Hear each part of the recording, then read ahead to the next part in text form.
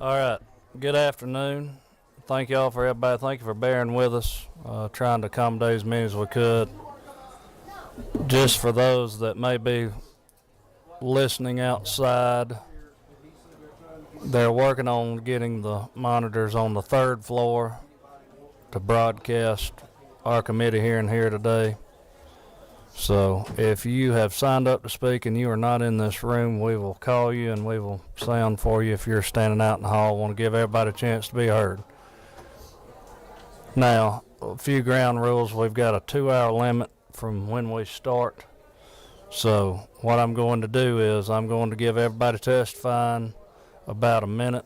That way we can get through everyone that wants to speak. So anyhow, sorry about that, but with the amount of people we have signed up, plus time for the bill author and our 2-hour limit, that's what we got to do. So anyways, I'll open this up in prayer real quick if you bow your heads. Almighty Lord, the source of light and strength, we implore your blessings on these proceedings here today. Help us, Lord, guide us, Lord. In your name we pray. Amen. All right. We have before us now House Bill 441, Representative Donahue. Thank you, Mr. Chairman, committee members. HB 441 LC number 461024. Breakdown, pretty much overview of the bill. Tens of thousands of babies, made the image of God, continue to be murdered in our state every year, all within the bounds of a current law that must be changed. We already have laws in Georgia that make murder a crime and create civil liability for wrongful death. This bill simply ensures that those same laws protecting the lives of people after birth equally protect the lives of people before birth. Section 1 contains legislative findings. While not legally binding, these describe some of the constitutional foundation of the bill, as well as providing a general summary of its effects.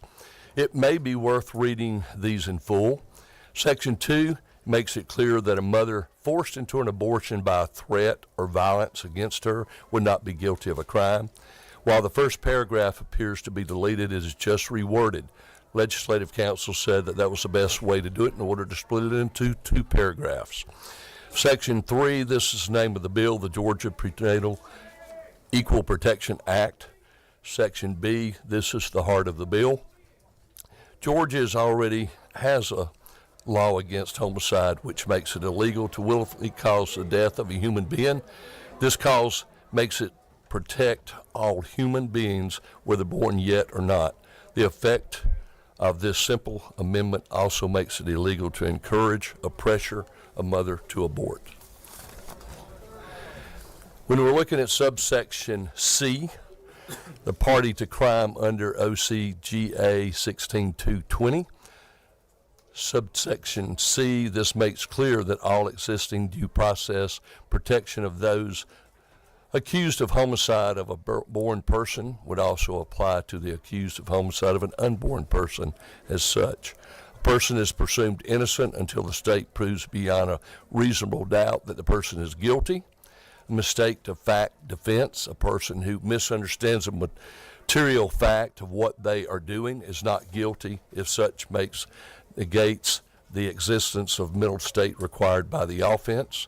Coercion defense, a person who commits a criminal act under threat of serious physical violence or death is not guilty.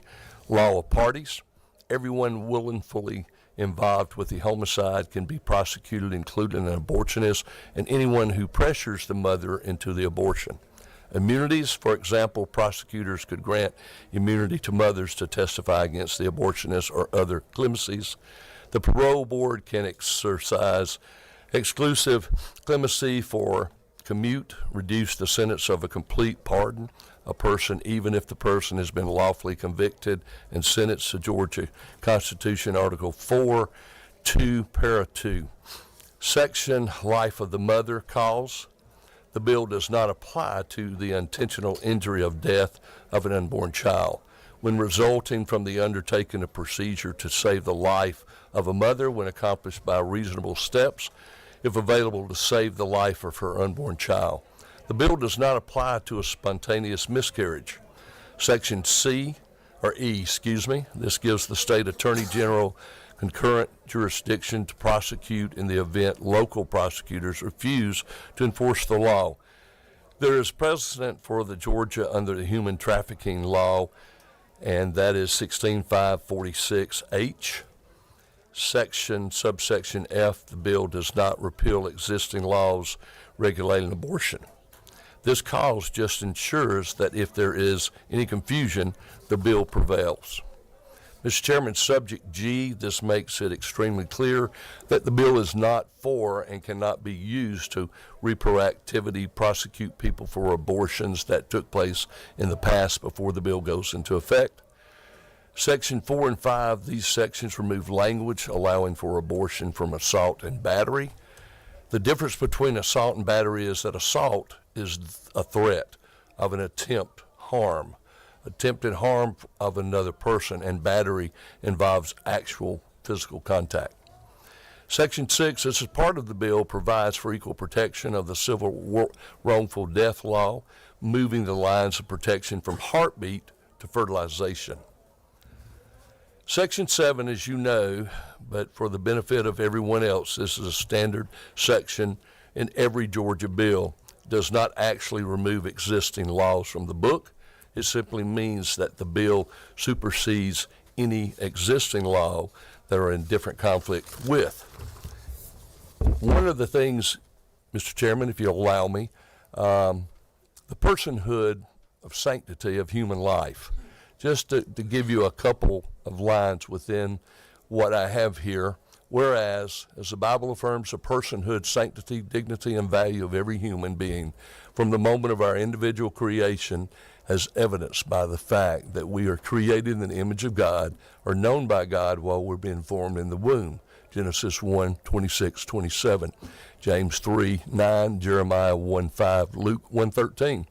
God alone is the creator and giver of life, and the one distinguishing feature between humanity and the rest of creation is that God created human beings in his image and likeness.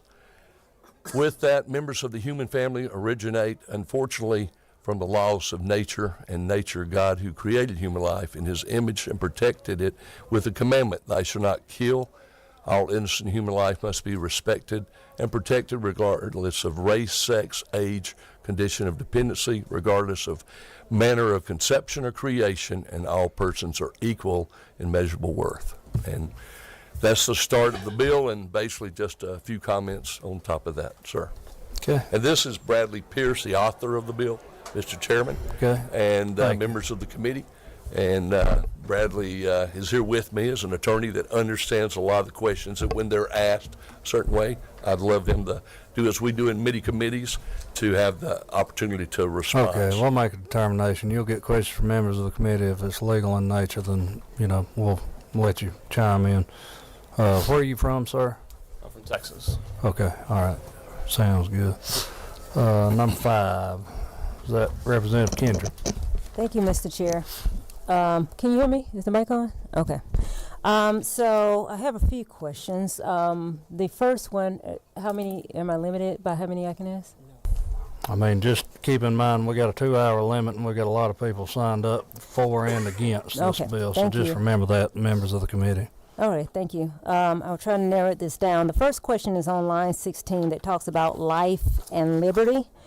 So I'm confused because on 26 and 27, you say that the current provisions could be interpreted to allow a person to pressure, in quotes, a pregnant mother to abort her child. So I'm trying to understand how we hear about a bill on life where it seems that we are diminishing the liberty of someone to give advice to someone who might need an abortion, or somebody who has a right to have an abortion, because again, it's none of our business. So help me reconcile how we are saying in one sentence life and liberty, but we're only focusing on life. Well, basically, what I understand you're asking is your choice of reasoning with your question. However, the part that you asked about is if someone forces you into an abortion, or they hold a gun, knife, or any way they put physical strength to make you abort a child, this gives the opportunity basically that you're not held responsible for that. And that's basically the answer to that. Okay, that's not what the bill says. But my second question is on line 26, what current provisions and in either the Georgia Constitution or the Constitution of the United States could be interpreted to allow a person to pressure someone into a pregnant mother into aborting her child? Specifically, what provisions in the Constitution? Bradley, could be. Yeah. Mr. Chairman. If I may, member, thank you. It's not illegal to pressure someone. There's no law that prohibits pressuring someone up to the threat of violence. Right? There's no law that prohibits someone from pressuring someone to do something that's legal for them to do. So because the current Georgia law allows for abortion up to 6 weeks and for the mother up till birth, it's not illegal for someone to pressure a woman into that. There's no prohibition in law that restricts that. Okay, that's inconsistent with what he just said, because he said it was up to somebody putting a gun up to your head. So I'm confused about those two things being inconsistent. But yes or no, is this bill trying to be a total ban on abortion, even though under HB 481 we have 6 weeks, even though it's an atrocious bill, heartbeat bill? Is this bill meant to totally ban abortion from the time of conception, notwithstanding what we have on the books? We basically went through, as you well know, basically the heartbeat bill, I guess, is what you would be referring to. Mm-hmm. And I think there was an adjective description word thrown in with that. With that, the heartbeat bill in 2019, we went through the procedures here, and we broke down that bill to pass. This bill would continue further with pro-life, and for the people that stand for pro-life, their choice, and basically starts at conception. That's what it says. Fertilized egg, and at conception, life starts. Okay, so to answer my question, yes, this would be a total ban. Tell me if I'm wrong. Pretty much, would you agree? I would say yes, sir. This bill provides equal protection from the moment of fertilization. So it would be a total ban. Okay. My next question is on line 56 and 57, talking about the undertaking of procedures to save the life of the mother when accompanied by reasonable steps. Are you familiar with the case of Amber Thurman and Candy Miller, where they could not take reasonable steps because of the draconian bill that we currently have on the books? Because the doctors were afraid to take steps because of what the things that we have on the books. Well, I'm going to defer, but I'm going to answer from what I know of that. And you said they could not. Could you give me a little bit more definition or answer to why they could not? They would not, because 481 criminalizes anybody who tries to help past the 6-week heartbeat bill. And so we have a provision in that bill that says, life for the life of the mother, but you have to show that you're dying before you get help.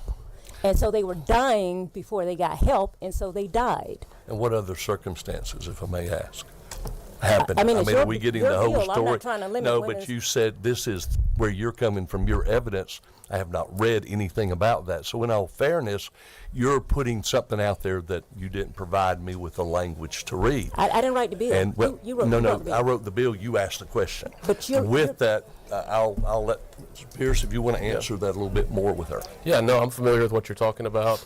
So in that case, there's certainly malpractice that was committed in not providing her proper care at the proper time. This bill would not in any way have applied to that situation. Her child was already dead. And the report said that it was actually inconclusive why the doctors withheld treatment or did not do the D&C for 20 hours, but her child had already passed. There's nothing in current Georgia law, or certainly nothing in this bill, that would have prevented them from providing proper treatment. They just committed malpractice, which sadly happens. Okay, I think you're missing the point about doctors and accompanied by reasonable steps. The issue is that doctors don't know how to interpret these laws that we're coming up with, and we're preventing them from issuing care because they don't know what reasonable steps are. They don't know when the mother is, when at the point that the mother is dying, that they need to step in. So this is obviously an issue for me. Representative Kendrick, I'll give time for discussion. Okay. Just remember that question period right now. Okay, thank you. Line 59. Where else in the code is the Attorney General given concurrent authority to prosecute cases? Under what other crimes? For human, Go ahead. may I? Thank you. 16-5-46H for human trafficking. That's the only place in the code that there's concurrent authority between the prosecuting attorneys and AGs. That's the one that I have before me. So you don't know if that's the only place in the code. As far as I'm aware, it's the only place.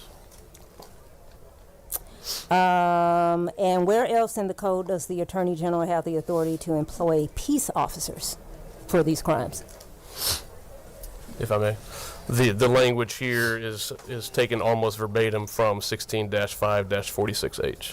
Which is the human trafficking. Right. And then my last question,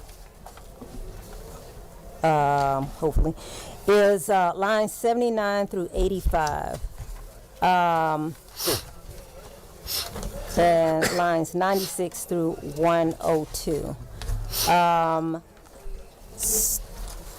So just in case my statement was not cleared, lines 79 through 85 and 96 through 102 would essentially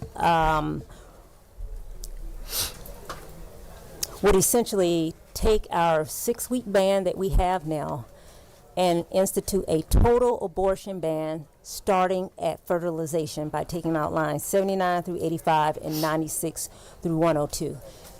In your legal opinion or non-legal opinion, am I interpreting that correctly? I would say that these are not the lines that provide, these are existing lines related to assault and battery that are being repealed here, but the part related to homicide is under Section 3.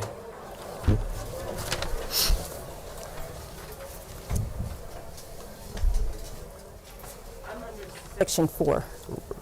Section 4 is related to assault on an unborn child. Okay.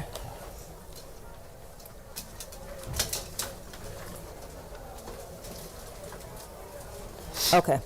So this is in furtherance of what you're trying to do, which is move the timeline back for assault, for battery, and murder to fertilization. It repeals the provisions that deny equal protection. Yes. That's not what I asked. What I asked was, do those provisions move the timeline for assault and battery and murder from 6 weeks to the time of fertilization? There would be, the existing laws on homicide, assault, and battery would apply from the moment of fertilization. Okay. No more questions? All right. Number 7, Representative Roberts. Thank you, Mr. Chair. Was a doctor consulted with this legislation about the language in it?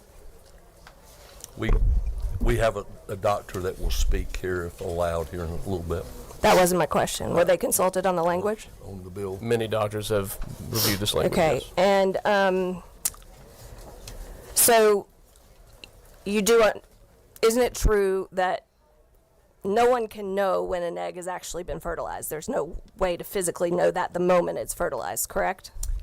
That could be an assumption. I would say God knows, and He created us, as we said, in His own image. And through that, this country was founded on Christian values, and I take that as God's word. So with that, that's the answer. Medically, it's impossible to know physically whether an egg has been the moment. I'm not a doctor. So a total ban would mean that if a woman had a miscarriage, she would be subject to peace officers investigating her miscarriage. Because how are you going to prove whether it was an abortion or a miscarriage? We're already having problems with that. Am I correct? I have a daughter who had a miscarriage. It's a sad event, and no, It is. she would not be criminalized. And basically, I think you could speak to that even better. That in there it says we're not going after anybody with a miscarriage. Is that correct? Correct. It specifically said is it doesn't apply to spontaneous miscarriage, and there would be a presumption of innocence always. But is that person going to have to go and prove that presumption of innocence if someone doesn't believe them? How can you ensure that? That's the whole point of And it. you're right, it is absolutely sad. It's also sad when you find out that your fetus is incompatible with life. It is devastating. It was one of the most devastating times in my life. And I've dealt with that. And so doctors you're right. were told me that the dream of my child was going to die either inside of me or within minutes outside my body, and it would be suffering with organs outside its body. And I saw, I'm a Christian, that it was more merciful. They also told me it's risky, because I was over 35, to continue carrying a pregnancy, because it is very hard on a woman's body. Very hard. And I had other little kids, toddlers, at home. And they said, do not risk your life for something that is not going to happen when you have other kids that need you at home. This bill is putting every traumatized woman in a position of worrying about whether they're going to be prosecuted for a miscarriage or this decision. And now, what is the jurisdiction of these peace officers? How are they going to be paid for? What is the definition for that in this bill?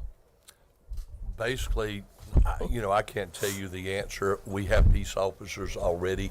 Not that we would go out like certain administrations and hire thousands and thousands more. I don't think that would happen. I do, and I am sorry for your medical situation, and I'm glad that it worked out and you're okay. I really am. I've seen several of these. I personally have seen several. I have witnessed most miscarriages are at their house, from the people that I have talked to in tears that came to me and said, I found out in the toilet. I found out before I made it to the toilet. So I understand. But with that being said, in all due respect, proven fact of, let's say, the lady's life, the mother's life, and the child, it's under 0.001% that we have a record that this happens. And with that, if Bradley, if he's allowed, you want to expound on that, I would appreciate it if you have anything. Well, regarding the peace officers, that's something that, again, regarding human trafficking, the AG has the authority to do, and so this would just extend that. Are you aware that there's a 24-year-old Tifton woman right now behind bars because of a miscarriage? No, Have you read that news story? No, Just ma'am. happened in the last couple of days? Without this, there's basically the miscarriage. I would ask why. Have no idea about it, haven't read about it, but I would like to know. There must be other circumstances, but without knowing, I couldn't really comment on that. So there is no exception, tell me if I'm right or wrong, for rape or incest in this bill. Is that accurate? That's accurate. Okay. So, wow. And The unborn- do you know anyone that's been raped? I do, Really? yes. Okay. It's very, very tragic. However, they went ahead and had the child because the child, why should they be murdered for the sin of a person, or the sin that this child can grow up and have the right to live?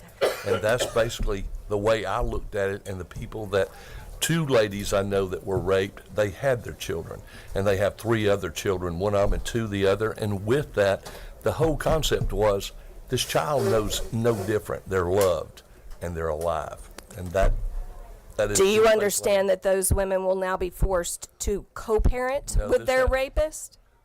Where in the bill does it exclude that? This basically says that this goes back to nothing before the bill, correct? Or- Even Right. even 481 require, anyway, okay, I'll let somebody else take over. Representative Neal, I will come back to you on your question. We got a lot of people that have signed up to speak. Would you be willing to hold your question until after we get through some of these witnesses? Okay, thank you. All right, gentlemen, if y'all slide over to those last 2 seats on the end there to allow room for those who want to come and speak. Thank you. The author and your legal counsel, if y'all move over there. Oh, I'm sorry. I think you were talking to him. Apologize. Okay, first up, we have Coleman Boyd. Coleman Boyd, are you here with us? Yes, sir. All right, come on up.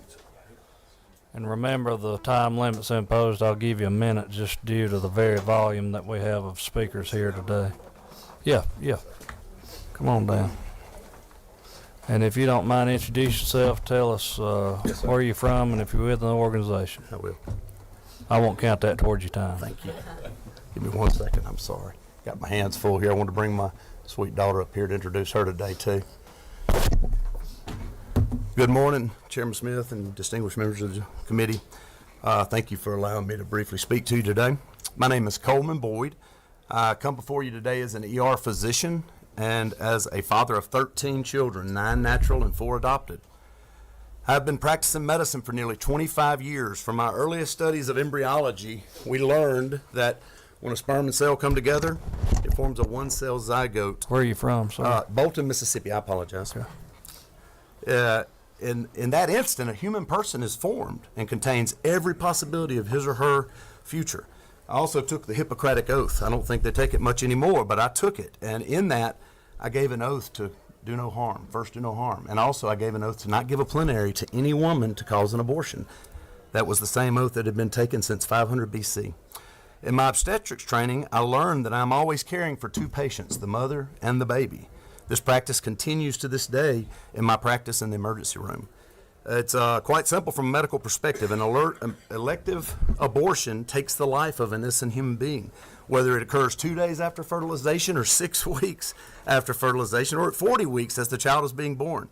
You're going to hear all kinds of discussion about this bill endangering women. As a physician, I've never seen a case where killing the child would save the life of a mother. When a mother's health is in jeopardy, we treat the mother and the child and deliver the baby when needed. We never kill it. I want to close by introducing my youngest daughter, Hadassah.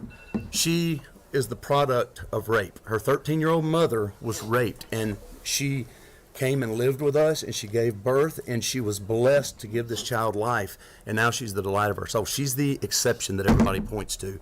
She's not an exception. She's a glorious child. Thank you. Thank you. Well, important question. No outbursts from, we keep decorum here. So, yep. You gotta, what about displays? Oh, okay. Members are allowed to have their display if they'd like. So, all right. Thank you for coming all the way from Mississippi. Yes, sir. Ole Miss or Mississippi State? Both. Bioengineering at Mississippi State and then medical school at University of Mississippi Medical Center. All right. You're So I'm both. I'm confused. You're conflicted during the Egg Bowl, I see. All right. Thank you, sir. I see no questions. Thank you. All right. Next up, I have Jason Storms.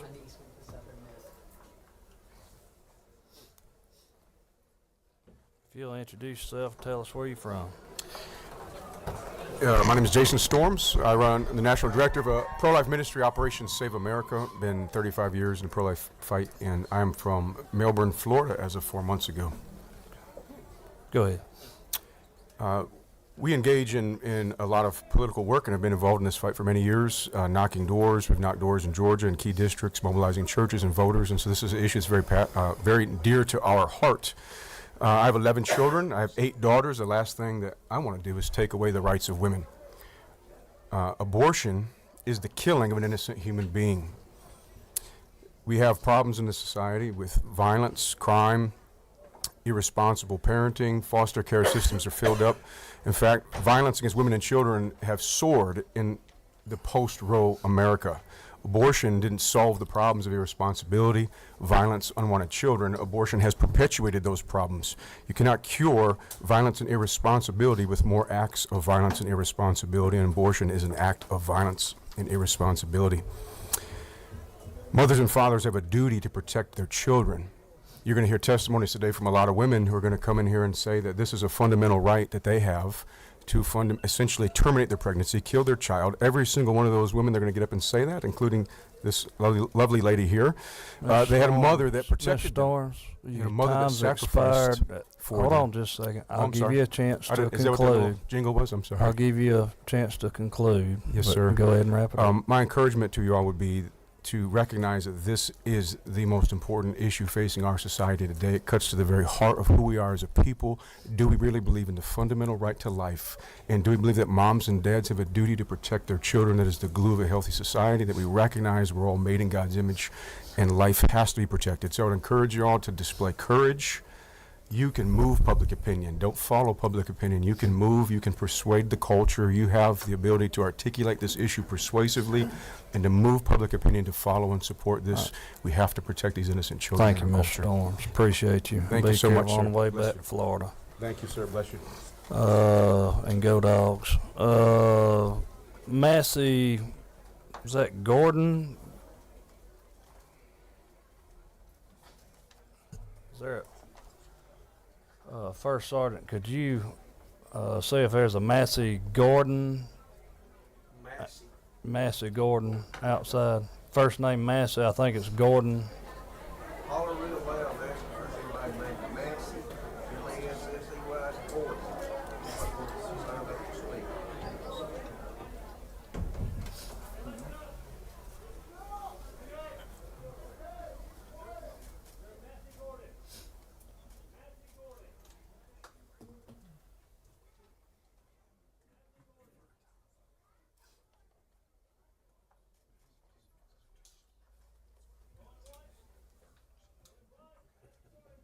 All right. Next up, take Jeff Durbin. Is Jeff Durbin here? Come on up. Yes, sir.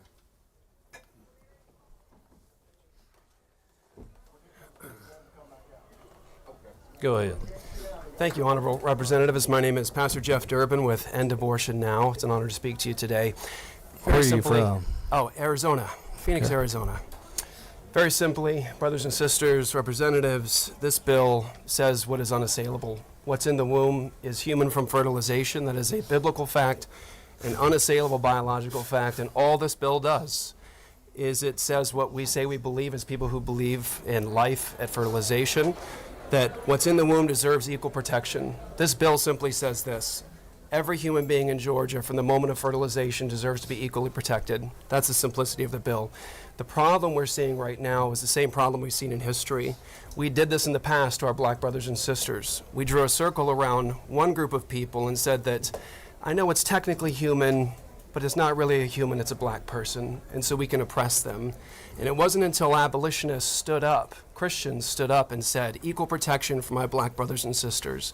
We abolished slavery in the same way we need to abolish abortion, provide equal protection for every human being. God says in his word, cease to do evil, learn to do good, seek justice, correct oppression, bring justice to the fatherless. I want to call you to do your duty before God. We're all going to answer to Christ one day for how we acted and responded on this very day. And I'm going to call you to be consistent with what you know to be true. Okay. Thank you. Appreciate it. Be careful on your way back to Arizona. Yes. Hold on Yes. just a second. Oh, thank you. Representative Neal. Yes, while I do appreciate people that are coming from out of state to support or be against this measure, is there a way we can prioritize the hardworking Georgians? I'm not sure if they outlined on the notes where they came from. And then also, too, is there a way that we can ensure we strike a balance so we don't run through all the time with all the people against, if we can get some support or just go back and forth as well, just for balance? Well, let's see who's in here from Georgia. All right. Okay. I'll tell you what. You got a question for the witness? Okay. Stay right there, brother. Yes, sir. Go ahead. Hi. Representative Hi, how are you? Panich. Good. I'm Esther Panich, and you're not from here, so I'll assume you don't know. But I'm the only Jewish representative in the state of Georgia. Judaism posits that the life of the mother is more important than the life of an unborn. Are you telling me that I don't have a right to my religious liberty? Well, no, everyone would appeal to an ultimate authority over all of us. And one of the things that I respect and admire about Judaism is that we share the same scriptures, the Torah, the Talmud, and the Torah and the law of the prophets. And scripture does teach, without question, that from fertilization, all human life begins, and that we are uniquely made by God, created in the wombs of our mothers, and known by God. And so with that, Judaism, as well as Christianity, would teach that every human being must be protected and given equal justice. One of the laws of Moses that's repeated over and over is no partiality. We treat everybody equally. And the point that I was making, Representative, and I appreciate you asking the question, was the same point that can be used in terms of our Jewish brothers and sisters, where there was a time in history where there was a class of people that drew a circle around themselves, the Germans, the SS, and said that we can oppress our Jewish brothers and sisters, that we can treat them with abuse, we can kill them. My point, Representative, was that we've had this problem in history many times over, where a class of human beings says to another class of human beings, we can oppress you, we can kill you, we can murder you. And what we're saying with this bill is that every human being is made in God's image and deserves to be equally protected. Sure. Everyone valued, women, men, children. I understand that, but Judaism does not posit that life begins at fertilization. It says that it's like water until 40 days. And the way you know this is look at Israel. Abortion is readily available and it's free. So please don't misstate what my religion tells me is my duty. If I am at risk, if my life is at risk, it may not only be suggested of me to have an abortion, but required of me to have an abortion, because a life in being, my life, takes priority over something that has not been born yet. So how do I exercise my religious liberty under your bill if it was adopted? Well, thank you for the question, Representative, but the answer to two of those main questions, the first one is that when I was referring to Judaism, the Jewish religion is based upon the Old Testament scriptures, the law and the prophets. I am well aware, And yes. There's no question that the view that came later you're describing is not in the law and the prophets, it's later Jewish tradition. That's just the point I want to make to that. The next point is that this particular bill says nothing towards the case that you're bringing up where your life is in danger. This bill is about equal protection for all human beings in the womb. It's about the preservation of life. If your life were in danger because of a pregnancy, in very rare instances, very infinitesimally small I'm not just talking about instances- physically, emotionally, psychologically. Those are exceptions to which allow a Jewish woman to have an abortion if they need one. If I may respond to that, that's a very good point. We wouldn't, in our current justice system, allow a woman who murders her 6-year-old child by drowning him in the bathtub to get away with the argument, I was emotionally struggling, I didn't feel like I could care for this baby. You know that's not the same thing. I'm talking about things, an unborn child compared to in the womb. let me finish my question, please. An unborn child versus a life in being, which would be the mother.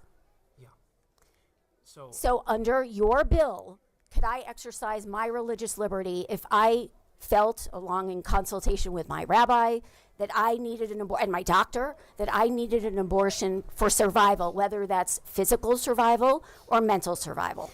And the point I was making to you is that the human being in the womb This is something you can answer with a yes or no. Under my I'm trying. hypothetical and your bill, could I exercise my religious liberty? We don't believe that anybody has the right to, with malice of forethought, take the life of another human being in an unjustified manner.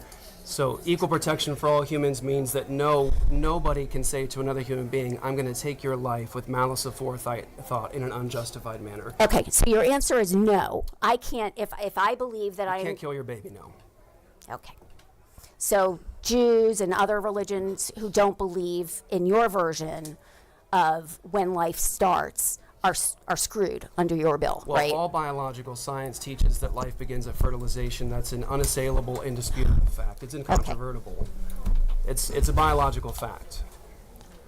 But I appreciate the question. For the sake of moving on, I think both may just have to agree to disagree on them finer points. If y'all want to talk offline, I respect the member and the gentleman from. I have no problem disagreeing with someone Yeah, I know, until I just they try to put their version, their values on me. Represent Panix.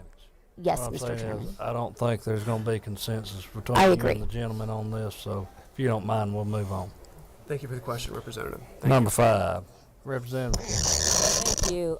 You mentioned about your perceived history of black women and trying to exterminate the black race. Do you identify as being black or African American descent? Do I? Yes. Well, I think it's pretty obvious that I share a different count of melanin. Okay. So that being said, I am African American, and so I respectfully disagree with your assessment and using our race as an argument for. Representative, I appreciate that. Which part do you disagree with? So I can maybe respond. All of it, every single bit of it. You don't agree that slavery happened in America, that white people oppressed black people? What's that got to do with abortion? With this bill? My point, Representative, thank you for the question, was that in history we have drawn circles around classes of people. White people did it to, unfortunately and abominably, to your ancestors. White people drew a circle around themselves and said, we will be the humans that will have the rights and equal protection, but we will draw a smaller circle around our black brothers and sisters and oppress them. You don't get to change the narrative. Just leave the talk about African American stuff to actually. Okay. Yeah. I would just say, just in final word to that, is that I believe that all human beings have a duty to stand for justice, no matter the size, no matter the level of development, no matter the color of another human being. I believe that what made slavery such an abomination was that human beings deserve to be equally protected and shown no partiality. That's what's happening in abortion. It happened, unfortunately, in America with slavery. It happened, unfortunately, in the Holocaust. Okay, Rev. Kendrick. Remember questions. We'll come back for commentary. All right, thank you, sir. Thank you, sir. Thank you all. All right. Next, we have Sarah Hurt Blackwell. And members, just remember, I'm always open to y'all asking questions, but y'all remember, the more questions y'all ask, it may eat into time for people that are signed up both for and against, so we want to make sure we have everybody heard. Good afternoon. Good to have you with us again. Yes, sir. Good afternoon, Chairman, members of the committee. My name is Sarah Hunt Blackwell. I'm the First Amendment policy advocate with the ACLU of Georgia. I know my time is brief, so please excuse the choppiness of my testimony. HB 441 does not represent the will of the people. Only 12 states have a complete abortion ban. It's only 24% of the country. Only 11 states criminalize physicians for providing abortion care services. It's only 22% of the country. Adding Georgia to the minority of states with such an extreme restriction on health care access is not the route that most Georgians want to take. Public opinion in Georgia overwhelmingly opposes the criminalization of abortion. There are various studies and data that I was going to reference. I will refrain from doing so for the sake of time. By defining life at fertilization, HB 441 would severely restrict access to and create criminal liability for those seeking critical reproductive health care services. Moreover, the legal uncertainties that medical professionals would face under this bill could impact patients' access to miscarriage management, potentially leading to delays in life-saving treatments. To that point, the healthcare issue that we actually need this legislature support on is healthcare for those individuals in Georgia who do carry pregnancy to term. Georgia tops the list of having the highest maternal mortality rates in the country, particularly among black women. And HB 441 would exacerbate this crisis. It's interesting, actually, I've testified in support of bills that would have significantly improved maternal health in Georgia, saving babies and mothers, yet those committees had a fraction of the attendance of the committee today. Sarah, I hate to interrupt. If you could just, if you want to wrap up for me. Yes, Chairman, thank you. If we're going to support life, let's actually support life and not cherry pick the point in development where we believe life deserves protection. Please oppose this bill. Thank you. See no question from committee. Thank you. Thanks. All right, next I have Catherine Davis. First Sergeant, could we sound for Catherine Davis? Sir? Catherine Davis. Catherine Davis.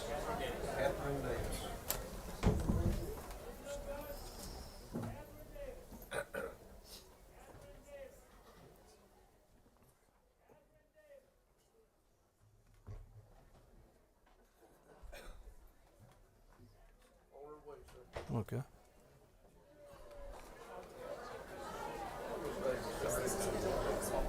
Come on down, Miss Davis. Miss Davis, just right here in front. Miss Davis, we've given everybody a minute to speak since we have so many. Okay. So if you'll just... This one? That one works today, actually. Which one? This one in front of you. Okay. My name is Catherine Davis. Where are you from? Stone Mountain, Georgia. Okay. And I'm here to speak against this bill. I am more pro-life than probably 100% of the people in this room. But this is not a pro-life bill. This bill is being billed as that, as providing equal protection. not for the one who's the most vulnerable that needs it, the baby in the womb, but it's criminalizing the woman for obtaining an abortion after she's been indoctrinated to believe for 52 years that it's her right to take the life of that child. So we're not re-educating the culture. We're not talking about helping these women. We're talking about penalizing them, but not the doctor who does the abortion or the abortion provider, whatever their legal standing is. So I wanted to speak against it. And I'm going to get up. As a black woman, the person that's going to be most hurt by this in this state are black women, when 66% of the abortions in our state are on black women. Who's going to be paying the penalty for the misdemeanor? I'm against this bill. If we want to do a pro-life bill, then let's do equal protection and due process for the baby and 100% baby. Thank you, Ms. Davis. Appreciate that. Let's see. Elizabeth Edwards. All right. First Sergeant, could y'all say 'em for Elizabeth Edwards? Elizabeth Edwards. Yes, sir. Edmonds. I'm sorry, Edmonds. Elizabeth Edmonds.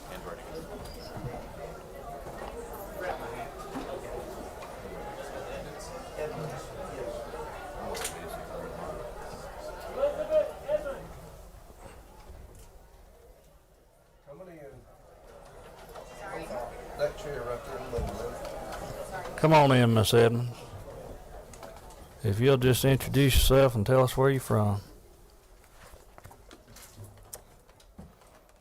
And I don't know if you heard outside, we're given a minute to speak due to all the witnesses we have signed up for and against. So Thank you. I Go appreciate ahead. it. I'm Elizabeth Edmonds. I am formerly a lobbyist with the pro-life movement. I am still very pro-life.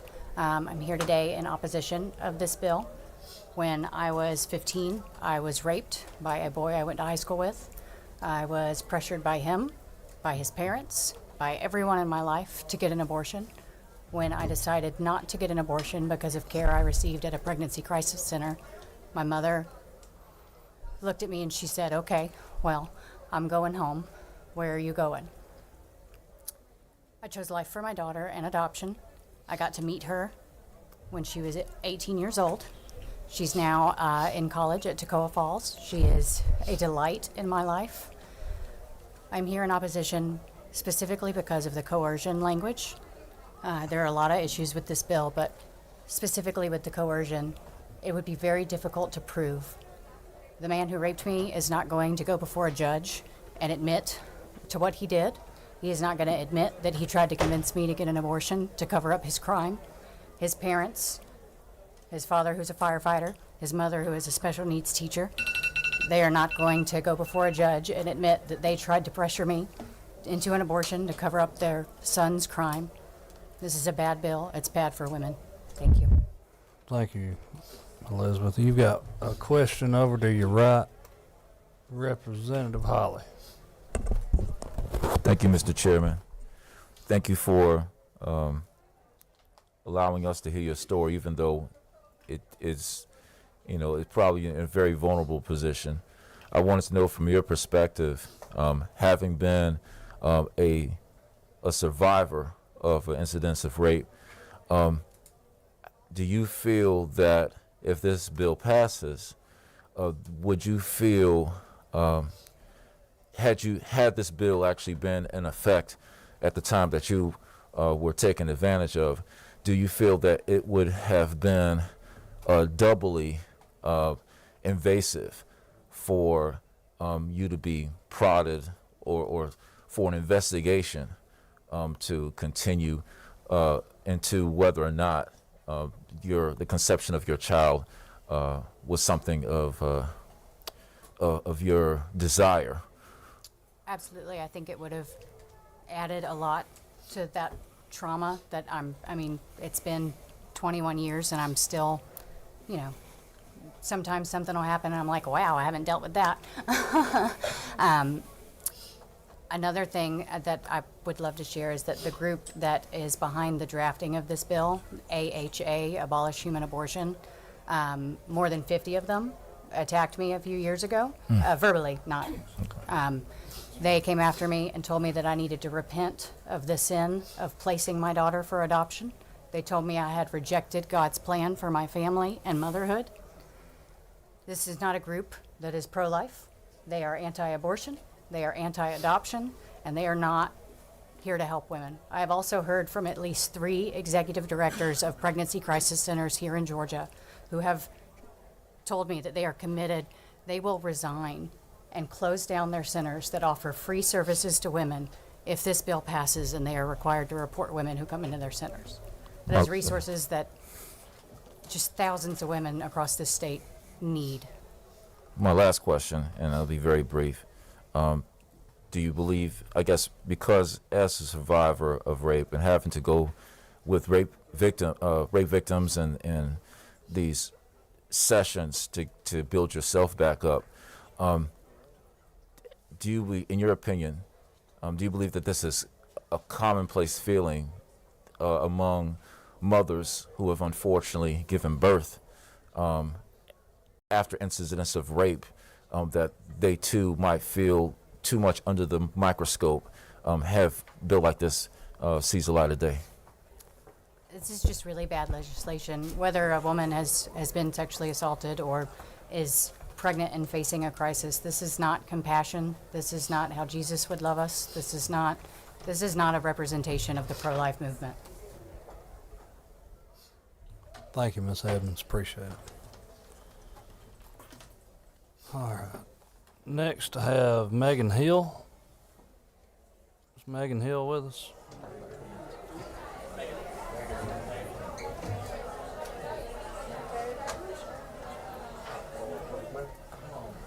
Ms. Hill. Yes. I think you probably have heard by now about the minute limitation, just so we can get through each other. So if you'll give me a moment, tell I us, will bring up my talking points, and then okay, I will. and let us know where you're from. My name is Megan Hill, if y'all don't know it, and I live in DeKalb County in Georgia. So I am an attorney with If When How, Lawyering for Reproductive Justice, where I provide criminal representation to women who've been charged for ending their pregnancy. I urge all of you to oppose House Bill 441. Criminalizing people who have abortions for homicide is a naked assault on the dignity of pregnant people. Pregnant Georgians, unlike any other in the country that we've seen, and these are bills that we track. I witness the consequences of this criminalization in my work every day, where our clients are stripped of their rights. They are given pelvic exams handcuffed to a bed.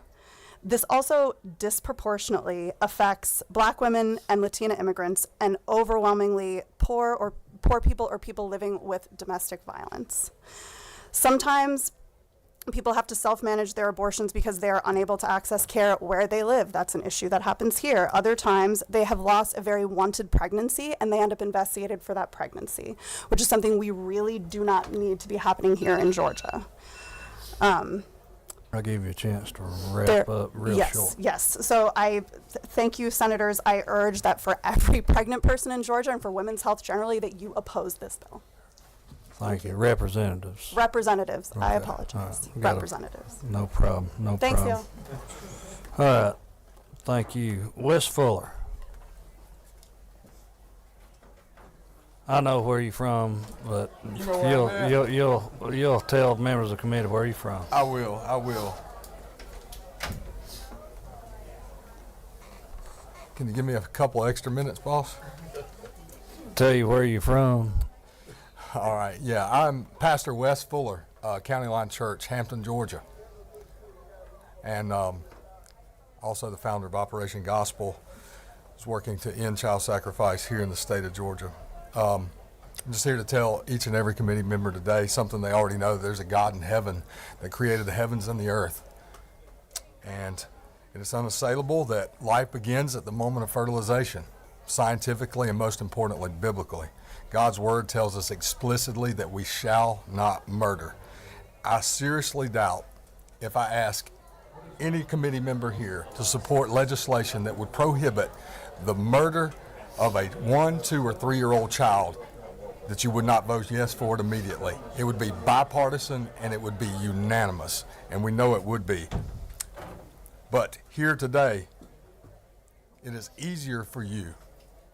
It is easier for you today to disregard the murder and justify and be indifferent towards the murdering of preborn children in the state of Georgia, which is happening at the rate of 1 every 15 minutes here in the state of Georgia. And yes, I say it would be easier for you to justify your victims because God knows their names.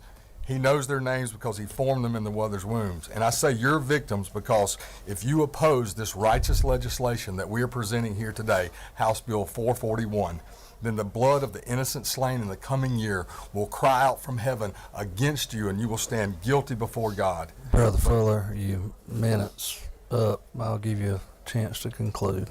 Okay. The times of ignorance God has overlooked, and he calls all men everywhere to repent because he has fixed a day which he will judge everyone by the man Christ Jesus, who he appointed and has given us assurance to all by raising him from the dead.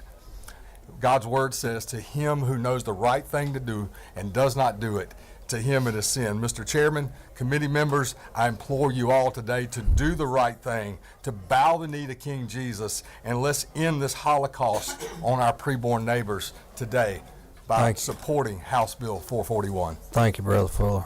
Thank you. You didn't bring no New Way hot dogs with you, I see. Oh, maybe next time. You got a question, Representative Neal? Yeah. Yes, Go ahead. Thank you to the chair. Can you give me the scripture of life beginning at fertilization? Life beginning at fertilization? Yeah, if you look in Psalm 139, I believe it's 19. 16, thank you. 139:16 says, I knew you when I formed you in your mother's womb. When I formed you in your mother's womb. The Greek word that's being translated there is golem. It means embryo. Thank you. Right. Thank you. Appreciate it. All right. Next we have Matthew Johnson. Matthew Johnson. We may need a sound for him first, Sergeant. Matthew Johnson? Yeah.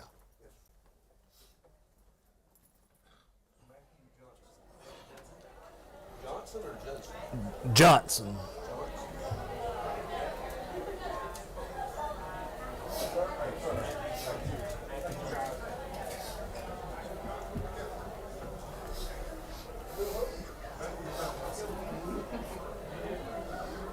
Hey, if you want to speak, you need to come on.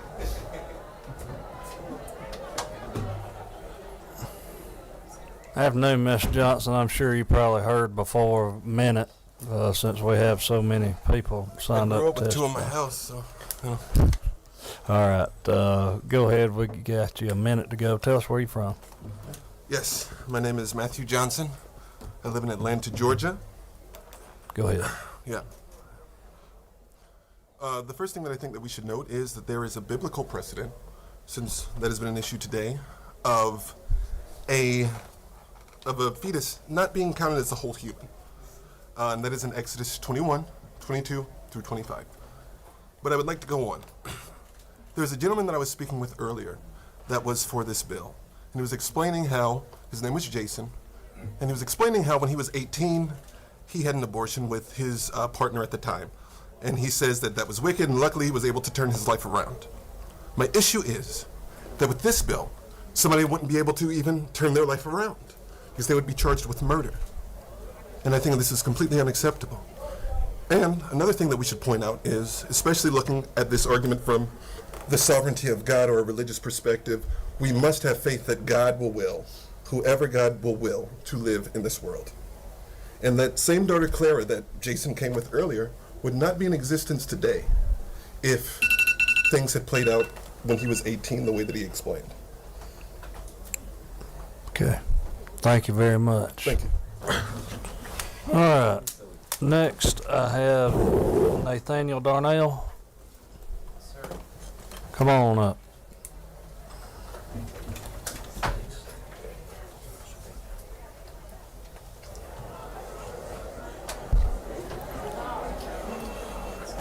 I know you're from Georgia. Just tell us where you're from. From Powder Springs, from State Representative Gullett's district. Gotcha. Pleased to be with you. Thank you, Mr. Chairman. Thank you, members of the committee. I come before you as the president of the Georgia Republican Assembly. I'm also a Republican activist in the 14th District. I'm the treasurer of that organization. I'm one of the state committee members for the Georgia Republican Party. And I'd just like to read for you real quickly the platform of the Georgia Republican Party on this subject, which says, "We believe in the right to life from conception, beginning at fertilization, to natural death." That is the standard of the Republican Party in our state. And Republicans have had the majority of this legislature for some 20 odd years, and yet we have not fulfilled this promise to the people of Georgia, to the babies of Georgia that are being murdered every day. We've wasted a lot of time while we've been in power not addressing this issue adequately. So I call upon the Republicans, especially of this committee and of the State House, to take action to save the life of the preborn according to the promise that we are making on our platform, to be consistent, to not be hypocritical on this subject. I would point out, thank you. I'll give you a chance to make a conclusion. That's pretty much it, but thank you very much for your time and appreciate your favorable consideration for House Bill 441. Yeah, thank you. Miss seeing you at the 14th District Conventions. I'm now on the 3rd. We'll see you there. All right. Okay, next we have Sylvester. Is that Sylvester Pierce? Okay, I got it, Sylvester. Okay, come on down, Sylvester. Just looks like you're with an organization. Sister Song? Sister Song. Okay, I'll give you a chance to say that too. I'll just make sure I've read that Start right. my time yet. I'm working on my eyesight. No, don't worry, don't worry. We'll be as fair to everybody. I appreciate that. Good day to all of y'all. My name is Sylvester Pierce. I'm a twice certified doula in the state of Georgia. I live in East Point, Fulton County, and I serve the families in Georgia where I live and anyone that needs assistance or help. I had something else to say, but since slavery was brought into this conversation, I will say the only way that women who were raped while they were enslaved to fight against their enslavers was to have abortions once they were pregnant. That was the way they made sure that they could combat those who were trying to make more children that they were going to have enslaved as well. I also want to say that if we really want to care about life in Georgia, then open back up the hospitals that have been closed in the communities where black women live right now that are being forced to not get the proper health care that they should be provided with. You're talking about criminalization here, which means you're putting more people in jail right now. Somebody brought up earlier that there are no instances where a mother is going to be in any way put into danger by being pregnant. Every time that happens, it's not always a pre-existing condition. Some conditions arise after pregnancy and abortions are needed. I know of someone personally who died because he was not given an abortion. Her name was Sasha. My sister, however, was able to survive. If I can conclude with this, I will say some of those conditions so that if it comes up again, they'll be able to know which ones they are. Thank you for the time for that. Okay. Thank you. Preeclampsia, ectopic pregnancy, placental abruption, gestational diabetes, uterine rupture, amniotic fluid embolism, and severe hemorrhages. Also, since we talked about being pro-life, I'm very much keeping people alive. I'm a certified AHA, CPR instructor, BLS instructor, and Stop the Bleed instructor. I care about life. I want our women to have their choices. Thank you, Mr. Pierce. Thank you so much. Appreciate it. No questions. All right. Next we have,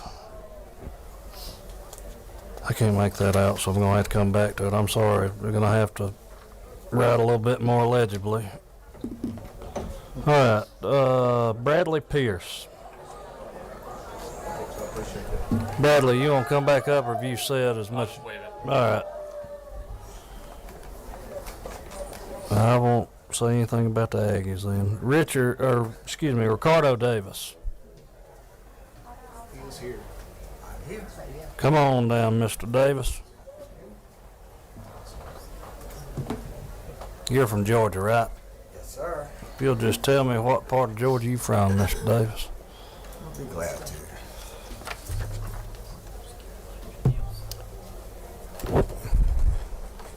Mr. Chairman, members of the committee, my name is Ricardo Davis. I hail from Cherokee County, Georgia, and I serve as president of the board of Georgia Right to Life. I've come here to speak on behalf of Georgia Right to Life in support of House Bill 441. As many of you all know, Georgia Right to Life understands that our nation's recognition that we are endowed by our Creator with certain unalienable rights, beginning with the right to life.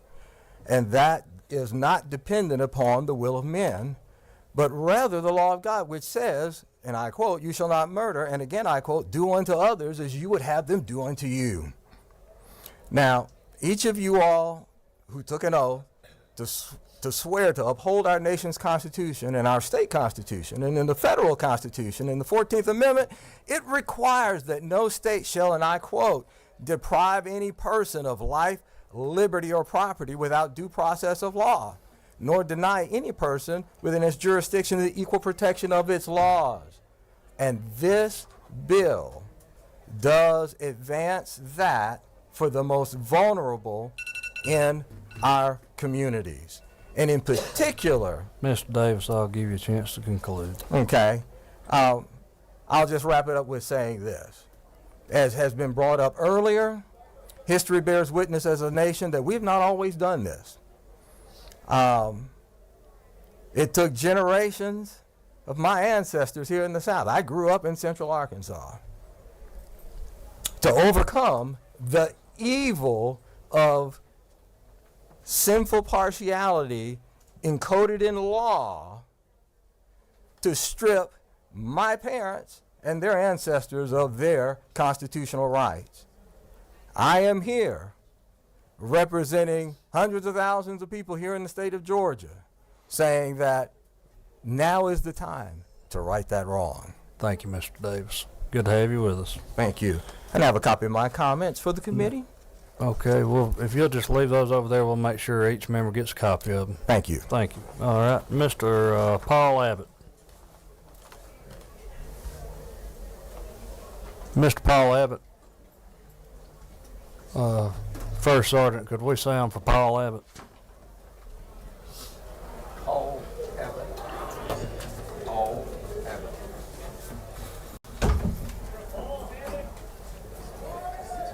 Hey. Abbott.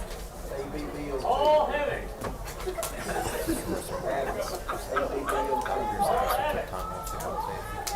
Okay. Yeah. I take it he's here, sir. Come on down. Come on down. Mr. Abbott, I'm sure you're probably aware, but you got a minute just so we can accommodate all of those that have come to speak today. We've got a lot for and against. If you'll tell us where you're from. All right, my name is Paul Abbott. I used to live in Georgia. I currently live in Alabama, and I am the executive director for End Abortion Alabama. I'm here to speak for House Bill 441. Psalm 24 says, "The earth is the Lord's and the fullness thereof." That Lord is Jesus Christ. He is the Lord of the earth and, of course, the Lord of Georgia. Georgia is in the earth. So he not only did he form the land that we are walking on, he made all the Georgians that are in it. He made all the fullness of it. Everything in this world, because he's a creator, owes their allegiance to Jesus Christ. And so he has given us a law, and his law says, "Thou shalt not kill." He said that through Moses, and Jesus, when he was on this earth 2,000 years ago, said that thou shalt not murder. And so what this law simply does is applies the laws that we currently have that protect born people from being murdered, and takes them and applies those to the unborn people that are currently being murdered legally in the state of Georgia, and now protect them and stop those abortions from happening. Thank you. You came in under a minute. Thank you, sir. No questions. All right. Dr. Calhoun? Corrine. She's outside. She's outside. She's outside. What's the name? Dr. Corrine? Dr. Calhoun? Dr. She's outside. Okay, Dr. Calhoun, that was correct, First Sergeant. Don't. Dr. Calhoun. Dr. Calhoun. Dr. Calhoun. Dr. Calhoun. Dr. Calhoun, I think you've probably been made aware, but you got a minute to get your comments in. Sorry about that, but we're trying to accommodate as many as we can. Thank you, Chairman Smith and the committee, for hearing my remarks today. My name is Dr. Catherine Calhoun. I'm a medical doctor practicing in the field of OBGYN for over 20 years. I specialize in reproductive endocrinology and infertility treatment, so I help my patients get pregnant and I follow them through the first trimester of pregnancy. Many of my patients must utilize in vitro fertilization or IVF to conceive. Our state of Georgia has a proud history of being a national leader in fertility treatment, and we were in fact a pioneering state in the 1980s when IVF began. Millions of your Georgia constituents and their children and their grandchildren are here because of IVF. House Bill 441 threatens how IVF is practiced, and as we saw in Alabama last year, House Bill 441 will force fertility clinics to close and leave millions of our Georgians with no way to realize their dream of a family. I'm also concerned with how House Bill 441 will affect the safety of my patients in early pregnancy. As mentioned previously, this bill will further limit access to proper early pregnancy care. When you consider House Bill 441, please understand how it threatens the lives of Georgia patients and Georgia families by preventing access to proper medical care. And I don't know if I mentioned it, but I do live in Georgia, I practice in Georgia, and I'm raising my family in Georgia. Okay. Thank you for your time and your attention. Thank you. I'll allow it. Just remember, we still have a lot of people to have testify. Representative Panitch. Thank you. You are aware, I'm sure, that the House unanimously approved a IVF bill to protect IVF in Georgia. Yes, right? I am. Okay. Would this bill nullify IVF in Georgia and that bill? It would, and in fact, it will cause providers to leave, not only infertility specialists, but also providers of early pregnancy care. It's going to leave our patients that are the most vulnerable in areas of this state where care is scarce already with no options. Thank you. Thank you. Representative Byrd, you understand the time constraints too. I'm making sure I mete it out equally between both parties here today. Go ahead. I don't know that any of us spoke yet, but thank you, Mr. Chairman. You haven't, I know that, so I'll give you a little attitude. Yes, indeed. Thank you for being here today. Could you tell me what part of the bill actually affects IVF? And my second question, why would a bill that outlaws homicide affect IVF? I personally went through it myself. Great. Thank you. Yes, thank you for your question. So this bill, House Bill 441, grants embryos full legal personhood from the time of fertilization. I'm sure you know from going through IVF that fertilizing is part of IVF. And so if you're criminalizing the death of an unborn child as homicide under many circumstances with this bill, even though it includes limited exceptions, like miscarriage or to save the mother's life, its broad language and the potential for criminal prosecution for doctors will deter them from even offering legal procedures. But this is going to limit, I don't know how much insight you had into your own IVF process, or if they let you see what was going on in the lab or told you it was a long time ago. Your words, not mine, to be clear. We have to, because of how inefficient human reproduction is, and again, that's going to go way past your time limit, but it's a whole nother day, because of how inefficient human reproduction is, in order to get one live birth for our patients, as you may remember, sometimes it takes many, many embryos. And sometimes those embryos, most of the time, those embryos stop growing in the lab, in the dish, by no fault of anyone's. It's just because they're not healthy, they can't survive, and they end up stopping their growth in the lab.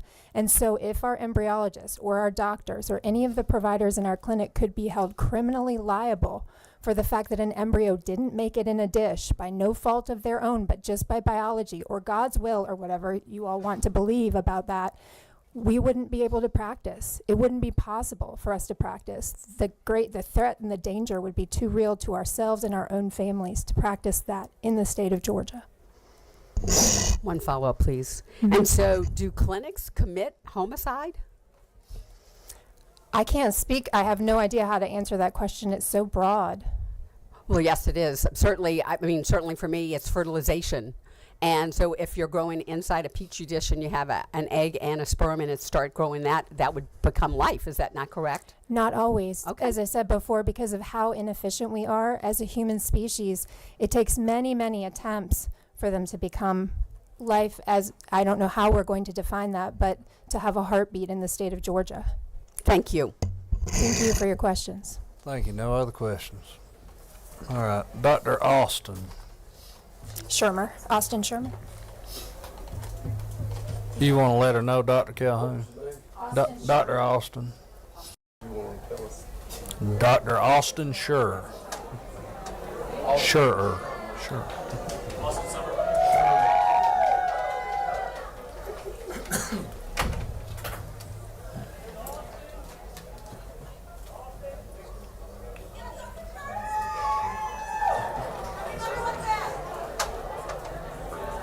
All right. Sorry for calling you by your first name there, Doctor, but... Afternoon. My name is Dr. Austin Shermer. Mr. Chairman, members of the committee, thank you very much for the opportunity to speak today. I'm, like Dr. Calhoun, a board-certified reproductive endocrinologist, and I practice here in the state of Georgia. My family and I are proud to call this state home, and like many of you, we believe in the importance of faith, family, personal responsibility, and service to others. I had prepared more extensive remarks, but given the time restrictions, I'll put it simply.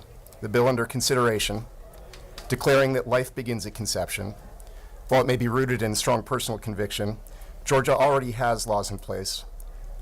Abortion is not legal after 6 weeks, and what this new legislation would primarily do is restrict access to fertility treatments and make it more difficult to safely manage certain types of miscarriage. This is not a question of politics. There's a compelling story that I wanted to share with you today that I will do so quickly. I had the pleasure of taking care of a couple here in Georgia. The husband was a soldier in the United States Army Special Forces. He was left paralyzed by his injuries in the line of duty. Despite this, he and his wife rebuilt their lives as civilians with incredible resilience, but his injuries left him unable to conceive naturally. IVF was their only option to have a child. Doctor, I'm going to have to ask you to make a conclusion. Yes, sir. I would like to conclude then by saying that this is not a question of politics. Your constituents have infertility. It's a secret wound that they carry.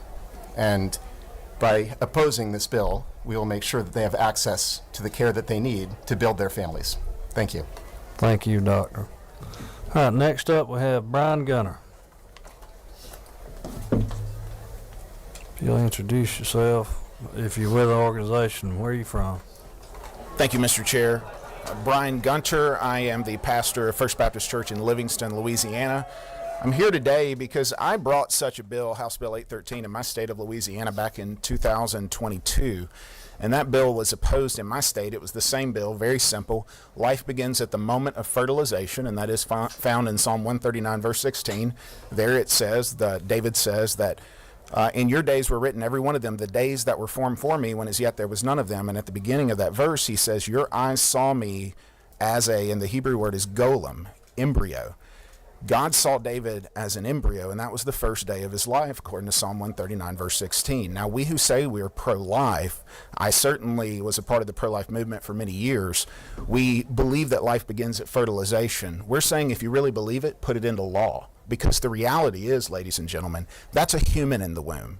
Why should the human in the womb have less rights than you and I have? Because they're smaller or weaker than us? That's why we oppressed other people throughout history, and we know that was wrong.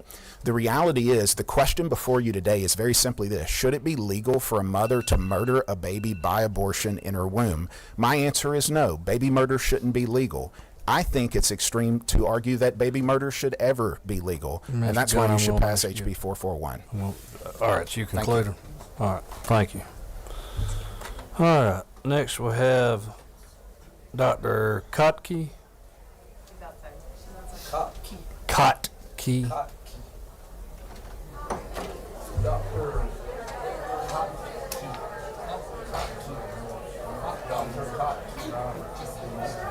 I don't know how you spell it. K-O-T-K? She's outside. I tell you what, First Sergeant, we're going to put her on deck. Come on down, Doctor. Just have a seat here. They're going to get you next. Thank you. All right. Good afternoon. I'm extremely grateful for the opportunity to be able to speak. My name is Dr. Corrine Frew. I am the founder and owner of a fertility clinic in the state of Georgia. We're located in Sandy Springs. We're Muna Fertility. So I come here as a mother, as someone who has a child born from infertility, and also as a business owner who has employees in their care, and as a doctor who takes care of patients who, through no fault of their own, are burdened with infertility. This bill, if you vote for it, I cannot work. If you believe truly that life begins at fertilization, that means that a single cell, a fertilized egg is a single cell. You now tell me that a single cell has the same rights as my children at home? That single cell, pardon me, I'm passionate. This is my life's work. I have dedicated 18 years of study to it. I have dedicated all my money to build this business. Why? Because there are way too many people in Georgia who don't have access to the care. So if you start out with 10 eggs and you fertilize all of them, I'm wrapping up. I just want to do a little bit of biology. We need to understand this. This whole concept of we all know that life begins at fertilization is wrong. It is scientifically wrong. Have any of you seen an embryo? I have. I have. You know why? Because once you fertilize the egg, you then have to leave it in culture under very specific conditions for the next 5 to 6 days. And I tell all my patients, you may start out with 20 eggs, you may wind up with 2 embryos. Am I guilty of murder?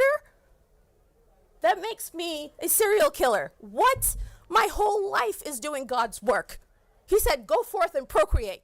I'm doing that. Please just let me continue to do that. I cannot go to jail because I want to help people become parents. Thank you. This bill criminalizes what I do. Thank you, Doctor. I thank you for that. Appreciate you being here. I know you've been here since 10 o'clock this morning, so thanks for being patient. I decided not to see patients today because this threatened everything that I believe in. Were this bill to pass, I would have died. Personally, I have had 6 miscarriages, and I have a child from IVF. This is not what we want for Georgians. Thank you, Doctor. We want hope. Please vote for hope. Vote against this bill. Thank you, Doctor. I thank you. All right. Is that all? Yes, you're Thank good to you. go. Thank you. Is that Stephen Moore? Morris? Okay, gotcha. Come on down. If you'll introduce yourself and tell us where you're from. She came in. Dr. Cox is here also. I'm coming up to you here in just a second. Go ahead. Good afternoon. I'm a pastor in Loganville, Georgia, the pastor of Loganville Baptist Church. And every week I stand in front of abortion clinics in Forest Park and in Lawrenceville. I have a sign that says, God hates the hands that shed innocent blood. It's a Bible verse from Proverbs 6. And often I'm attacked because I have that. I'm attacked because I have those words that God hates the hands that shed innocent blood. And my question is always, oughtn't we all hate the hands that shed innocent blood? I mean, oughtn't we all stand up for the innocent? You know, I'm a pastor, I said, but I'm also a Christian. And when I stand in front of the murder mills, I plead with the women to have mercy on their nearest neighbor. The nearest neighbor to them is in their womb. I get the opportunity today to stand in front of y'all who literally make laws and regulations for my real neighbors, right? This is on you now. I get to plead with you to have mercy on our neighbors. These babies are the most helpless neighbors that any of us have. And I want to call on y'all to have mercy. Choose the life of these babies and vote yes for it. Thank you, Mr. Morris. Appreciate Thank you, you sir. taking time to come be with us.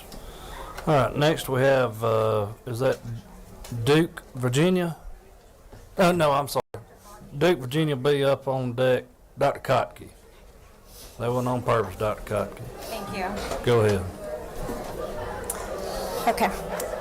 Good afternoon. My name is Melissa Kotke. I am a board-certified OBGYN. I'm the past president of the Georgia OBGYN Society, and I'm the vice chair of the Georgia section of the American College of Obstetricians and Gynecologists. I have been practicing in Georgia for nearly 20 years, and I'm profoundly concerned about the implications of House Bill 441. This is a personhood bill. The American College of Obstetricians and Gynecologists, representing over 60,000 physician members, strongly opposes personhood measures in any form because of the harm they inflict. While this bill suggests its motivations are to achieve, I'm going to use air quotes, equal protections under the law, what it really does is elevate and prioritize the status for a developing pregnancy to that above the pregnant person. At its core, this bill strips the pregnant person of her bodily autonomy and privacy. This bill would undeniably result in delay and denial of care for fear of damaging the pregnancy. I remember one of the first mantras I learned as an OBGYN resident was, in order to save the baby, you have to save the mom. Sometimes care during pregnancy is complex, and sometimes pregnant women have car accidents, are diagnosed with cancer, have complex medical conditions, and sometimes they need imaging, medications, surgeries, or treatments that bear risk for the pregnancy. Doctor, I'll give you a chance to make a conclusion. The care that should be determined by the patient, her family, her condition, and her clinical care team. The one final note I would have is this bill is not grounded in science or medicine. To my knowledge, there is no test that can identify if or when fertilization has occurred. As such, it's completely unclear how it would be operationalized. But the chilling effect and the slippery slope will be real, and it will lead to harm for women and families in Georgia. Thank you, Dr. Kotke. Members, I still have 30 people for and against to get to. If you'll indulge me on getting through these. Thank you, Dr. Kotke. Thank you. All right. Do we have Duke with us? First name? Duke. Last name? I think it's Virginia. Duke, Virginia. Down Virginia.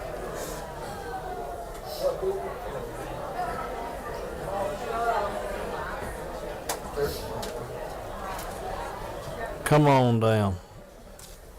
Hello. You've heard about the minute limitation out of. Oh yeah, I won't need a minute. Gotcha. Go ahead. Yes, I'm Duke, Virginia. Live in Atlanta, Georgia. Very simply, just want to say the call for punishment and enslavement in the name of Jesus is something. I guess some things never change. Some Christians got up here and said, some white Christians said that white abolitionists, white Christians, abolished slavery. Unbelievable.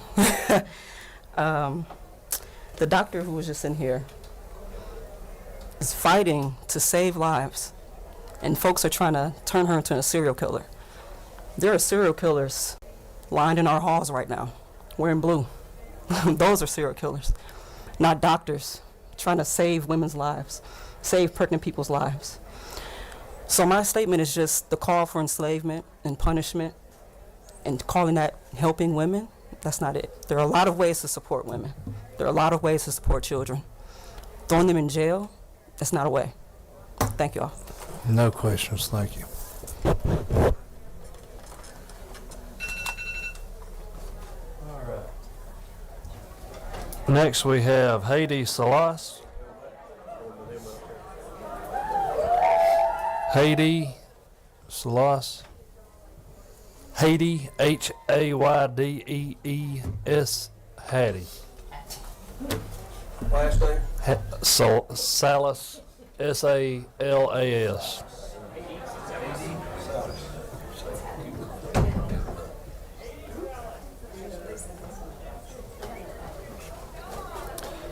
going to have to forgive the chair. I'm from West Georgia and I got an East Alabama influence. I'm sorry. Right through here. All right. Put your hand out. Come Chair on order through. is right Thank there. you. Thank you. Very Thank well. you. Hello, everyone. Good afternoon.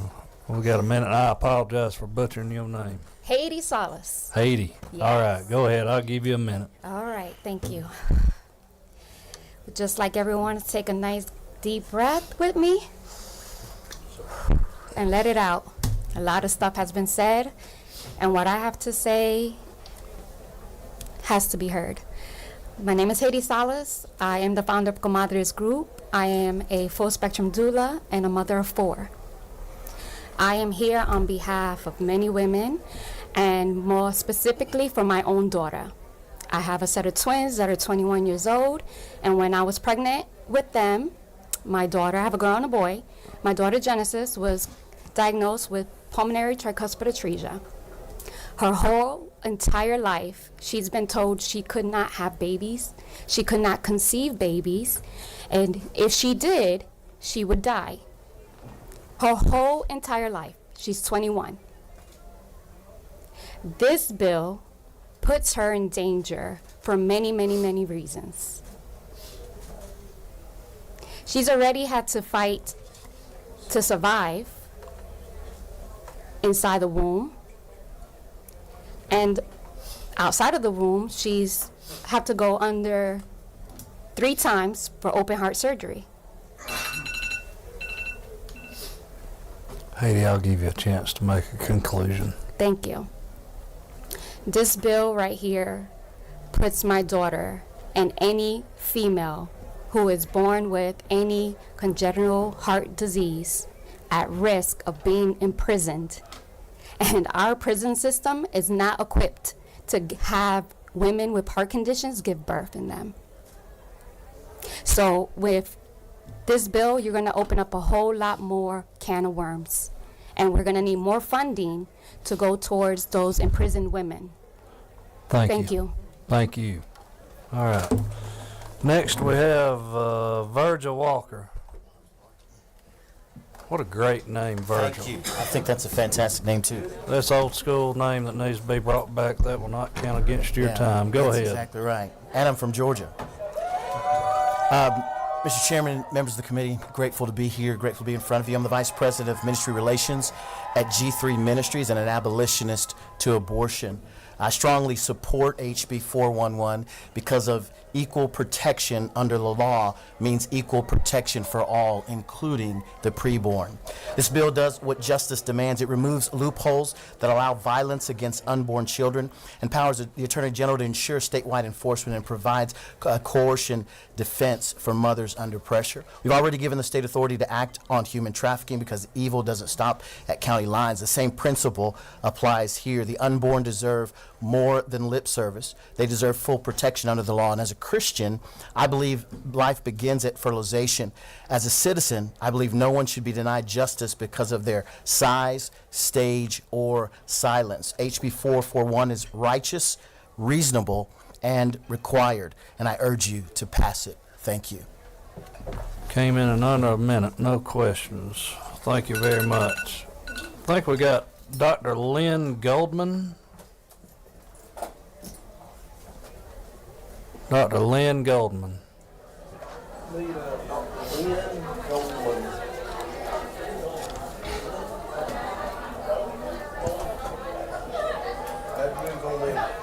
If we'll put Dr. Lynn Goldman on deck. Next, I'll have Rachel Hester. Oh, Dr. Goldman's with us. Come on down, Dr. Goldman. It's a little hard to hear out there, sorry. I understand. Go ahead. And you understand the minute limitation? Yes, sir. Okay, go ahead. Tell us where you're from. I'm Lynn Goldman, and I'm the president of the Georgia Fertility Foundation. I'm also an adoption and fertility attorney here in Atlanta, Georgia.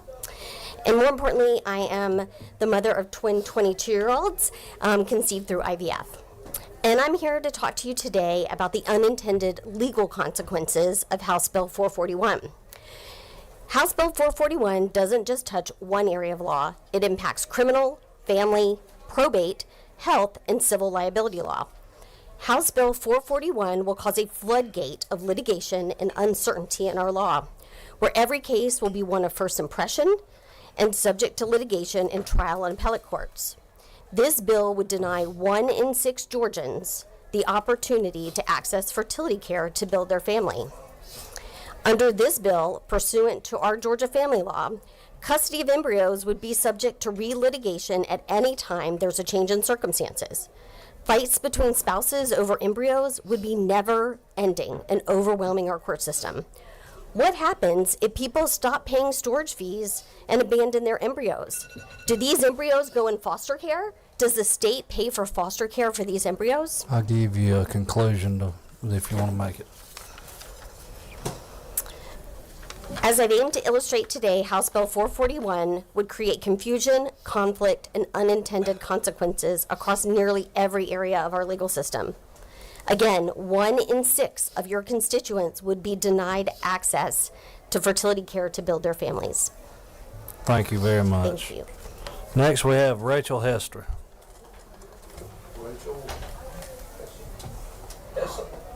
Hester.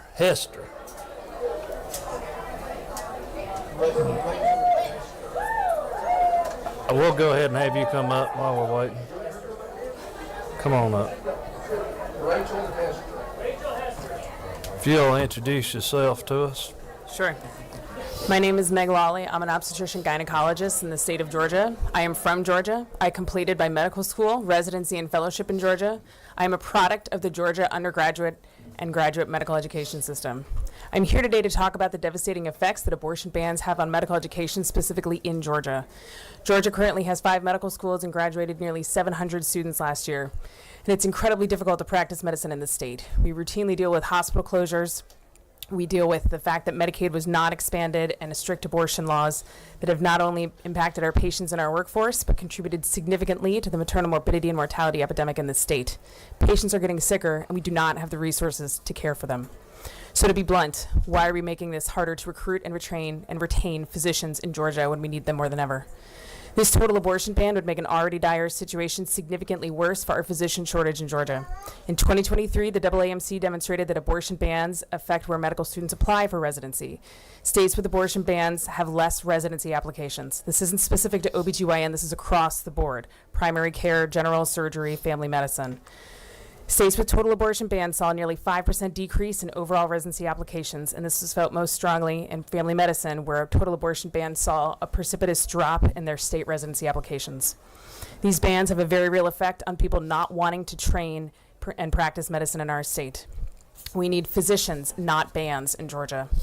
I work not only as an OBGYN, but I run the required medical student OBGYN rotation for one of our medical students for one of our medical schools in our state. And I can tell you firsthand how abortion restrictions affect our medical students, the decisions that they make in terms of what type of medicine they want to practice, where they apply, and ultimately where they match. Doctor, I'm afraid I didn't set an alarm, so that's on me. I'll give you a conclusion to make. Thank you. Medical students are not interested in training and working in areas where they worry about getting arrested for taking care of patients. Medical students are not interested in practicing medicine where they worry about their own reproductive health as they start their own families. Medical students are not interested in practicing medicine where they are unable to provide evidence-based medicine because we're playing politics with people's lives. We need physicians, not bans in Georgia. And we need doctors in Georgia, and abortion bans like HB 441 make this harder. Thank you. Thank you, Doctor. Miss Hester? And tell us who you have with you. This is Ava Hester. Okay, and how old's Miss Ava? She is 12 months old. Okay, I have a 7-week-old, so She doesn't speak, or she'd be speaking today. go ahead. I am a Georgia woman, a wife, and a mom. I'm from Canton, Georgia, and this is my sweet baby I brought with me today. I believe in the preciousness and sanctity of life, but I'm also staunchly against this bill. I fear the polarity that we're all living in these times has caused us to lose our way away from common sense. I don't think that most Georgians want to see a mother who already has children have to be forced to carry a pregnancy to term if it will leave her permanently disabled. I don't think that most Georgians want to see a woman who is raped have to carry her rapist baby to term or be charged with murder. And I definitely don't think that they want to see a child who is the victim of incest be forced to carry their child to term or be charged with murder. This bill leaves no room for solutions, and I think as Americans we often think of extremist religious ideologies as something that happens elsewhere in the world, but I did some research last night and I have found that In Iran, they allow exceptions for fetal malformation, and in Pakistan, they allow exceptions for the health, not just the life of the mother. So I beg of you to think about women and girls in Georgia, just like me and my daughter, who will be harmed by this bill, and to really ask yourself, what kind of state do we want to be? Thank you. Thank you, Miss Hester. And there's a Deborah Hester. Okay. Yes, sir. Yeah, we'll go ahead and get to Miss Deborah Hester.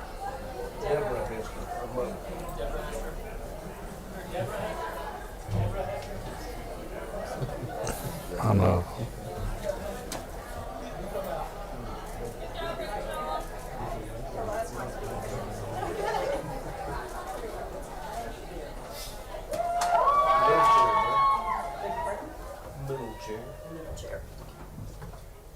Come on down, Miss Hester. Hi.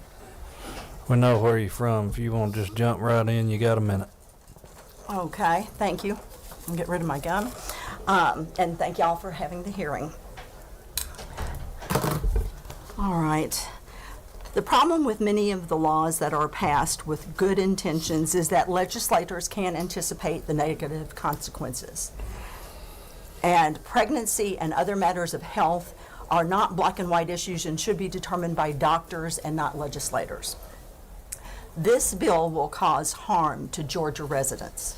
Women are already dying due to delayed care when they have a miscarriage because doctors are afraid to provide care due to the consequences that they may face.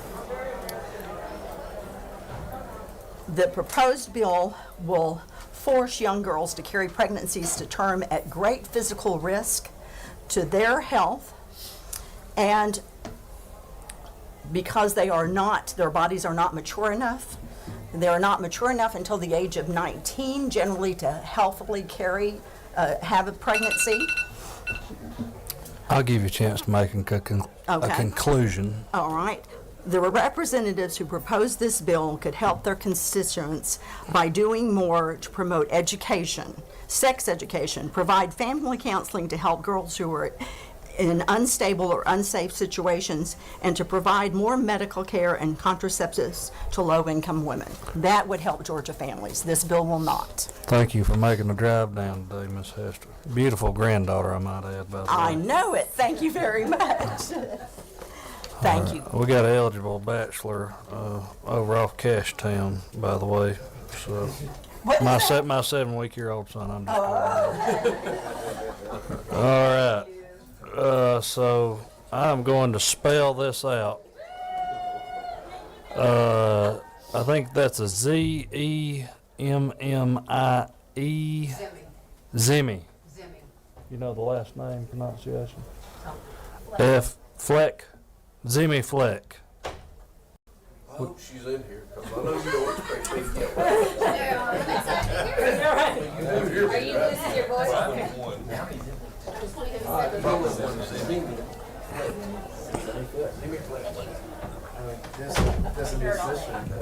There's a musician named Bella.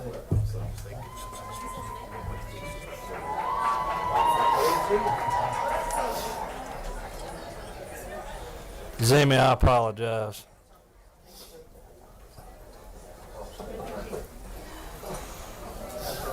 Come on down. You got a minute, Miss Fleck. Middle chair, sorry. Are you related to Dr. Fleck out of Carrollton? Not that I am aware of. Okay, well, he's a good doctor, so. Well, good. Go ahead. Glad to hear. All right.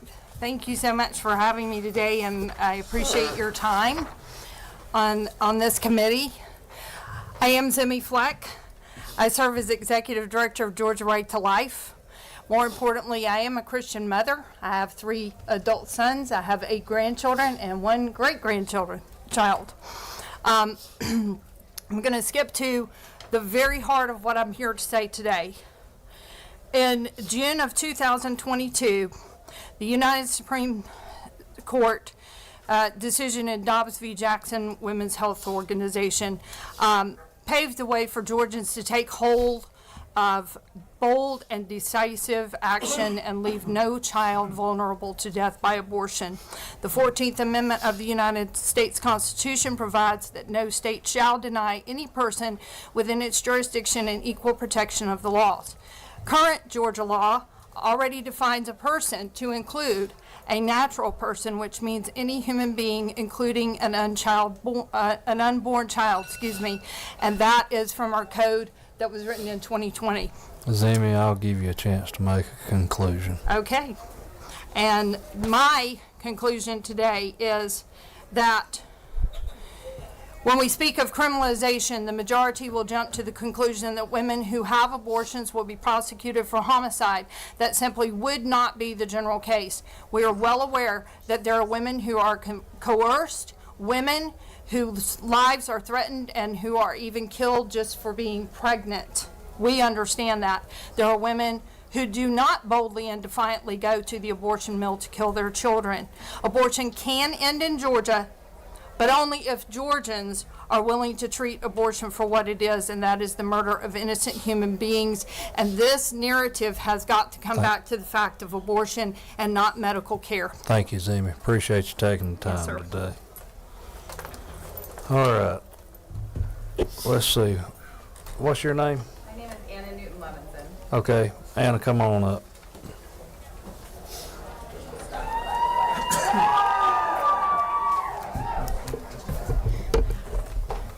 Good afternoon. I will try and be brief. My name is Anna Newton-Levinson. I am a researcher and behavioral scientist, and I study access to reproductive health care in the Southeast, and I've done this for over 10 years. I'm also a Georgia resident and a mother, and I'm here today to provide testimony in opposition to House Bill 441. House Bill 441 will further put pregnant women in danger by increasing existing fear and confusion, by restricting clinicians' ability to provide the best possible care according to the unique needs of their patients, and by further inhumanely restricting access to care for patients in emergency situations, and instead punishing them. In our research to date, we have found that even with exceptions under the current ban, pregnant women are having to wait to receive care until they are near enough to death to be treated. And often when turned away from care, they must weather these risky situations on their own at home, resulting in deaths, life-threatening medical emergencies, and lasting trauma.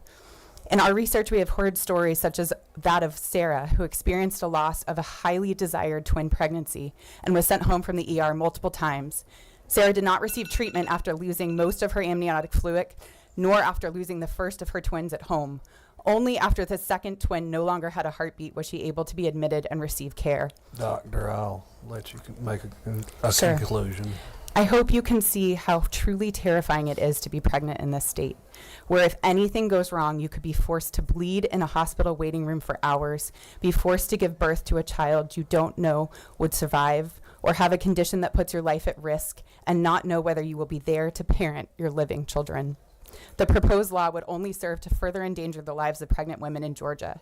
We need to be protecting the health of pregnant women and their families, not seeking to criminalize them. Thank you very much for your time today. Thank you. And if I'd have seen Doctor before, I'd have addressed you as such. I want to make sure we acknowledge what you worked a long time on. All right. Next we have, is that Dr. Lisa Huddard? Lisa Haddad. Haddad. All right, we'll put her on deck. You want to go, sir? Come on up. That way, make it happen. Improvise and overcome. Come on down. You're on deck. Good afternoon, sir. Good afternoon. My name is Michael Bernstein. I'm the rabbi of Congregation Gesher LaTorah in Alpharetta. I believe I may be the only rabbi speaking, as Representative Panich is the only Jewish legislator in the state. I've heard a lot of denial of the Holocaust. I've heard a lot of discounting of what Jews went through. I have never heard the killing of 6 million people compared to embryos, let alone blastocytes, zygotes at conception. 6 million human beings with lives and property and entire worlds snuffed out, and that's compared. You want to compare the doctor who spoke before to Dr. Mengele, this woman who works in IVF? That's what this bill does.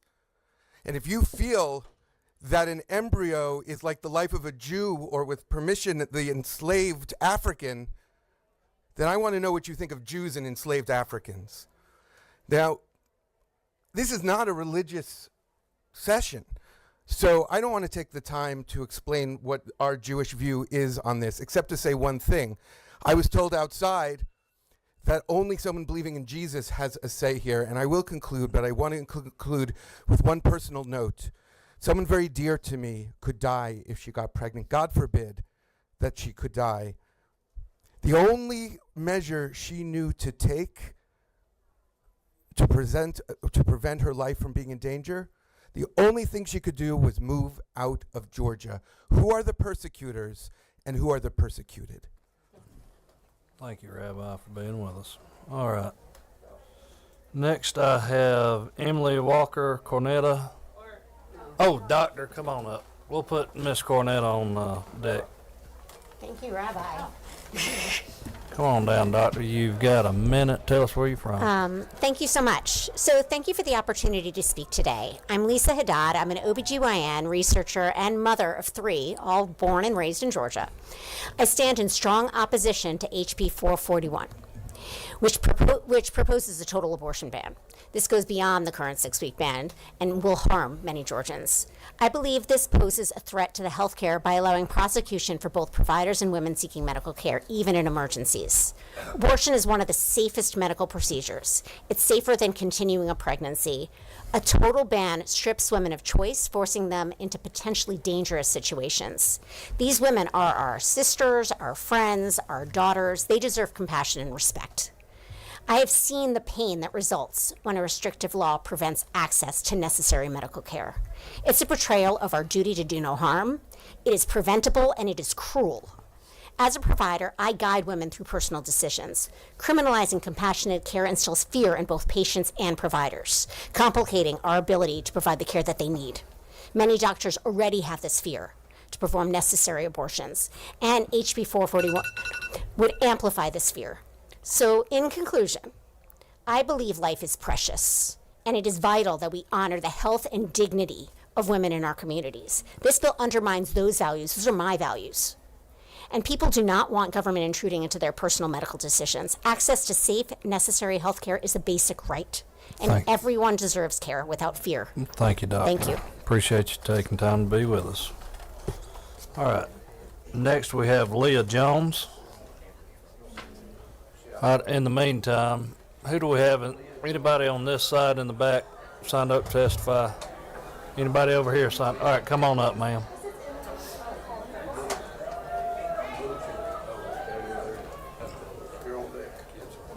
Come on up. Yes. What's your name? My name is Irene Martinez. Thank you, Mr. Chairman, and other members of the committee. Got that right. Sorry. Go ahead. Yes, my name is Irene Martinez. I am a registered nurse with nearly 9 years of experience. Specifically, I work in the neonatal intensive care unit. I take care of some of the babies that will be forced to be brought to us that we know won't live. I don't know how many people here have ever seen or taken care of a baby that was born with no brain, but I have. Of a baby that had one eye in the middle of his head that we knew from ultrasound would not live. There will be more of those if this bill passes. I carry that weight with me every day. I don't need any more. I'm here today to strongly oppose House Bill 441. As someone who has walked alongside people through their pregnancy, birth, and that postpartum period, I know what real care looks like. I provide it every day. This bill is not care.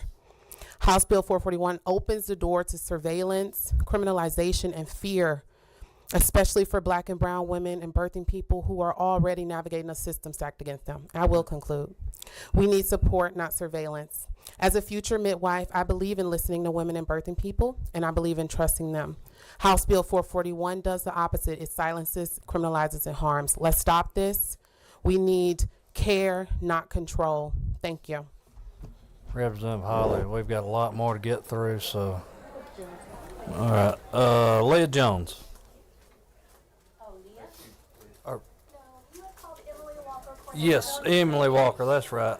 Get Leah Jones on deck for me. I'm sorry, Emily. Come on down. Hi. Good afternoon. My name is Reverend Emily Walker Cornetta. I am an Atlanta resident. I live in Fulton County. I'm an assisting priest at St. Luke's Episcopal Church in Midtown. I'm grateful for the opportunity to speak to you today. For 8 years, I worked as a perinatal hospital chaplain, ministering to pregnant patients and their families grappling with serious fetal or maternal medical conditions, sometimes both. Over these years, I would sit with families of many different faiths as they processed a situation they never in a million years thought they would ever have to face. They'd work their way through impossible questions like if they continued the pregnancy, what would their baby's life be like, how much their child would have to suffer, whether they'd be able to parent this child, what this birth would mean for their other living children, and on and on and on. And over these years of listening, what I saw in these families was the opposite of indifference. I saw love, a weighty sense of responsibility, and a clear-eyed awareness of the kind of life they would want to give a child, and grief about what was actually possible given the realities that they were facing. And all of this listening over the years taught me that women and families need to be trusted and empowered to make difficult moral decisions about pregnancy and their families. And I'll conclude with this. You all are hearing a lot of vocal Christians in here preaching to you that Christianity teaches that abortion under any circumstance is a sin, and please understand they do not speak for all Christians. Not today in this country, and certainly not over centuries of Christian witness and practice. You're also hearing a lot about protecting life, and I believe that we must protect life here in Georgia. Let us please invest in systems of care and support rather than systems of punishment. This bill claims to be on the side of life, but it is demeaning and cruel, and it will only bring about more death. Thank you for being with us. Thank you. All right. Liz Edmonds, if you'll be on deck, I believe you're next. Come on. Miss Jones. Hi, my name is Leah Jones. I'm a resident of Georgia for 15 years, and I'm here to strongly oppose HB 441. This bill strips every basic human right to have complete bodily autonomy. This bill does not consider the lives of the most marginalized, especially Black women, who are more likely to die during childbirth than their white counterparts. And I'm curious how many in this room have heard of the names Candy Miller and Amber Thurman. Both of these women needed pregnancy termination health care and sought help in hospitals here in Georgia. And the other knew actually to stay home because of Georgia's strict pregnancy criminalization laws. And her unwanted pregnancy would be seen as a crime. So she stayed home and managed it herself and died, as well as the other woman I mentioned. What this bill tells us is that Georgia does not care about the blood on their hands of the state, that it does not care about Black women and the maternal mortality rates of Georgia, and that you want to see more blood on your hands by bringing HB 441. Plainly stated, this bill is violent. Okay. All right. Liz Edmonds.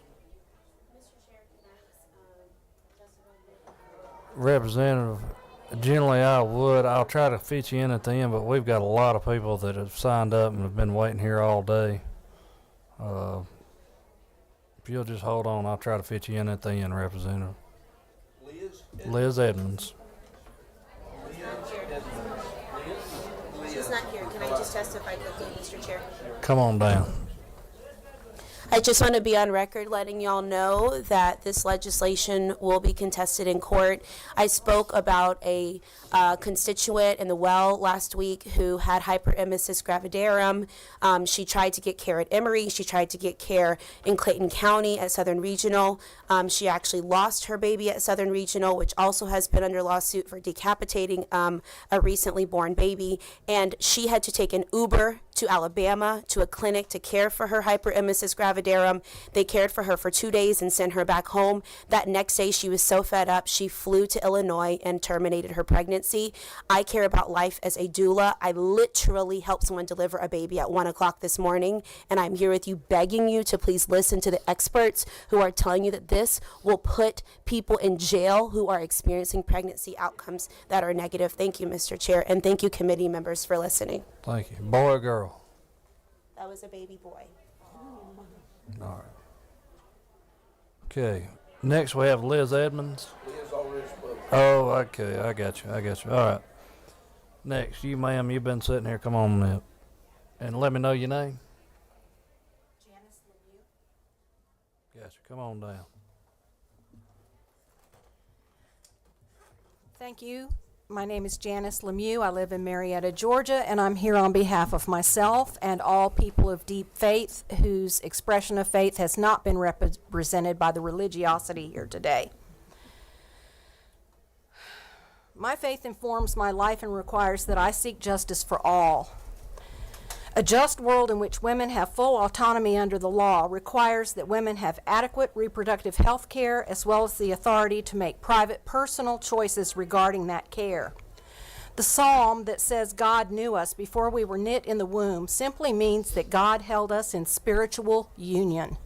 Our souls were one with all that is sacred before we indwelled human form.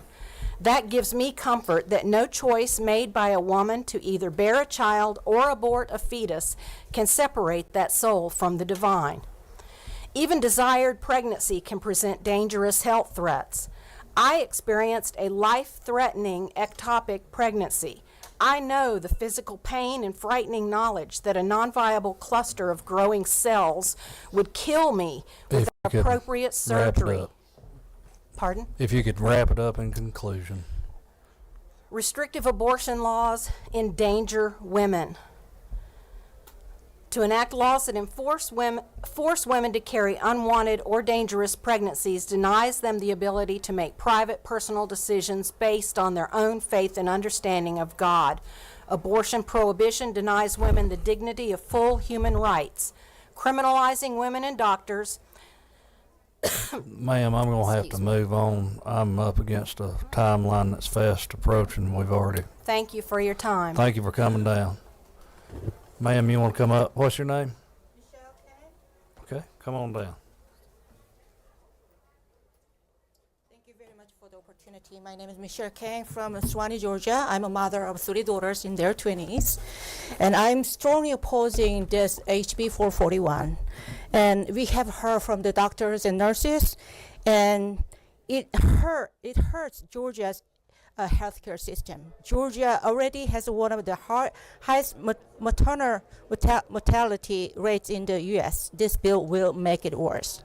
Doctors and medical professionals will leave Georgia worsen the state health crisis. And I'm a woman of color, and it disproportionately hurts marginalized communities. Women of color, low-income individuals, and those in rural areas will bear the greatest burden. Many already face barriers to healthcare. HB 441 will force them to seek unsafe alternatives. So charging Georgians with murder for a legitimate medical procedure is cruel and hit those hardest who already needed our help. Instead of punishing them, we need to focus on improving our education system, access to health, child care, and access to health care. Thank you.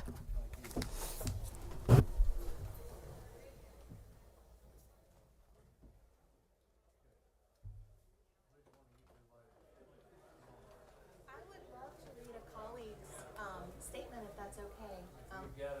I haven't been able to get it through the door yet. You want us to let them in with it? or Can I bring go grab in? it? Thank you. Hey, find that piece of paper that lady was trying to give her a while ago. All right. Next up, we're going to have Seth Taylor. About 30 seconds. Seth Taylor. No. If you want to give it to this lady, no matter. You just need to give me the paper. Thank you. And then First Sergeant, I need Seth Taylor. Sir? Seth Taylor. Seth Taylor. Go ahead. I'll give you a minute. Thank you. Thank you very much, committee members. I'm reading this on behalf of Allison Kaufman, the Executive Director of Amplify Georgia Collaborative, who is a Georgia resident and a mother of 2 young children. We're here to share our deep concern and alarm that HB 441 has been granted a hearing at all today. This bill would criminalize pregnancy in Georgia. Not only will it allow pregnant people to have abortions to be charged with homicide, it will encourage the state to investigate people for miscarriages, stillbirths, and end access to IVF, a process used by many Georgians to start and grow their families. In a state with one of the highest rates of maternal death and rapidly increasing incarceration of women, HB 441 will have a devastating impact on the most vulnerable among us. Georgians deserve compassion and support, not punishment. On her journey to grow her own family, she experienced 3 miscarriages. Losing a deeply wanted pregnancy is devastating, even in the most supportive of circumstances. Georgia's existing 6-week abortion ban already makes it harder for people like her to receive miscarriage treatment. At her 9-week ultrasound during her first pregnancy, she received the news that no one wants to hear. If you want to... Her pregnancy had to end. Okay. We hope that you'll see this bill for what it is, an extreme government overreach being pushed by outside forces. Similar bills are being introduced in multiple states around the country, promoted by a fringe group of organizations whose goal is a nationwide complete ban on abortion with homicide charges for pregnant people and providers alike. 80% of Georgians believe that the government should not interfere in our reproductive health decisions. The belief cuts across partisan divides. Simply put, Georgians do not want HB 441. Thank you. Thank you very much. Appreciate you. All right. Seth Taylor. All right.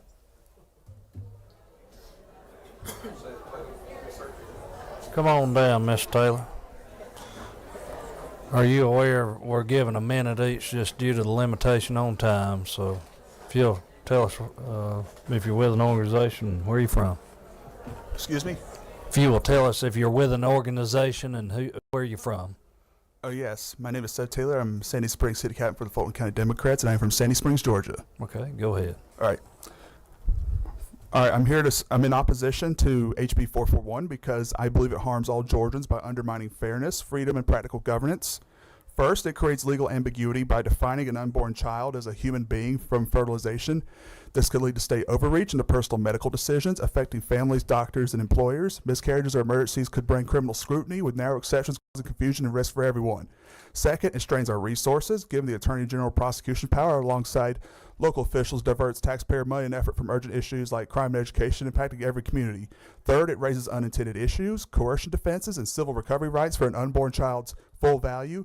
Could complicate equal protection and flood courts with costly litigation, affecting all who rely on justice. Finally, it divides us. Georgians are diverse in faith and background, but united in tolerance. This bill imposes one view, risking alienation and eroding trust when we need unity for challenges like healthcare and the economy. HB 441 threatens every Georgian's freedom and security. I urge you to reject it for policies that bring us together. Thank you. All right. You got in under a minute. All right. Okay, everyone, unfortunately, we're up against time constraint. So that'll be our last witness. What I will do is I'm going to allow the author of the bill the last minute and 30 seconds. That's 90 seconds. So if you'll come on down. And I apologize, we had time constraint today and tried to get to as many as we could. Representative Donahue. Thank you, Mr. Chairman, and remaining members of the committee. With that being said, I'd like to answer one question on IVF that we have gone over several times. First, every human being conceived through IVF is created in the image of God. Basically, you have children born with IVF, or if you were born IVF, your life is equally as valuable as everyone else. We heard repetition over and over, and that God-given value did not attach at the moment of your birth, began at the moment of your creation, fertilization. While there are many ethical concerns with the IVF industry, including issues around surrogacy, eugenes, and of human life, this bill does not address the entire IVF process. This bill would not prohibit the fertilization of storage and implantation of human embryonic children. It does not apply to natural death. The bill addresses prenatal homicide, assault, and wrongful death. And to the degree that the IVF industry may practice prenatal homicide or assault or deny a preborn human being a proper standard of care, it will affect them. As I said, the lives of those born through IVF are priceless. One of the other quick things to finish, I think I got 13 seconds. We always look at two parts of this that amazes me. A mother that is considered pregnant, if she is murdered and the infant dies, how come we can come back and trial and we can charge the perpetrator the opportunity that killed 2 lives, and we just pick winners and losers here? And that would be one of the things I would ask. And thank you for the time. I really do appreciate the time of the committee and everything going forward. Thank you. All right, well, we're adjourned.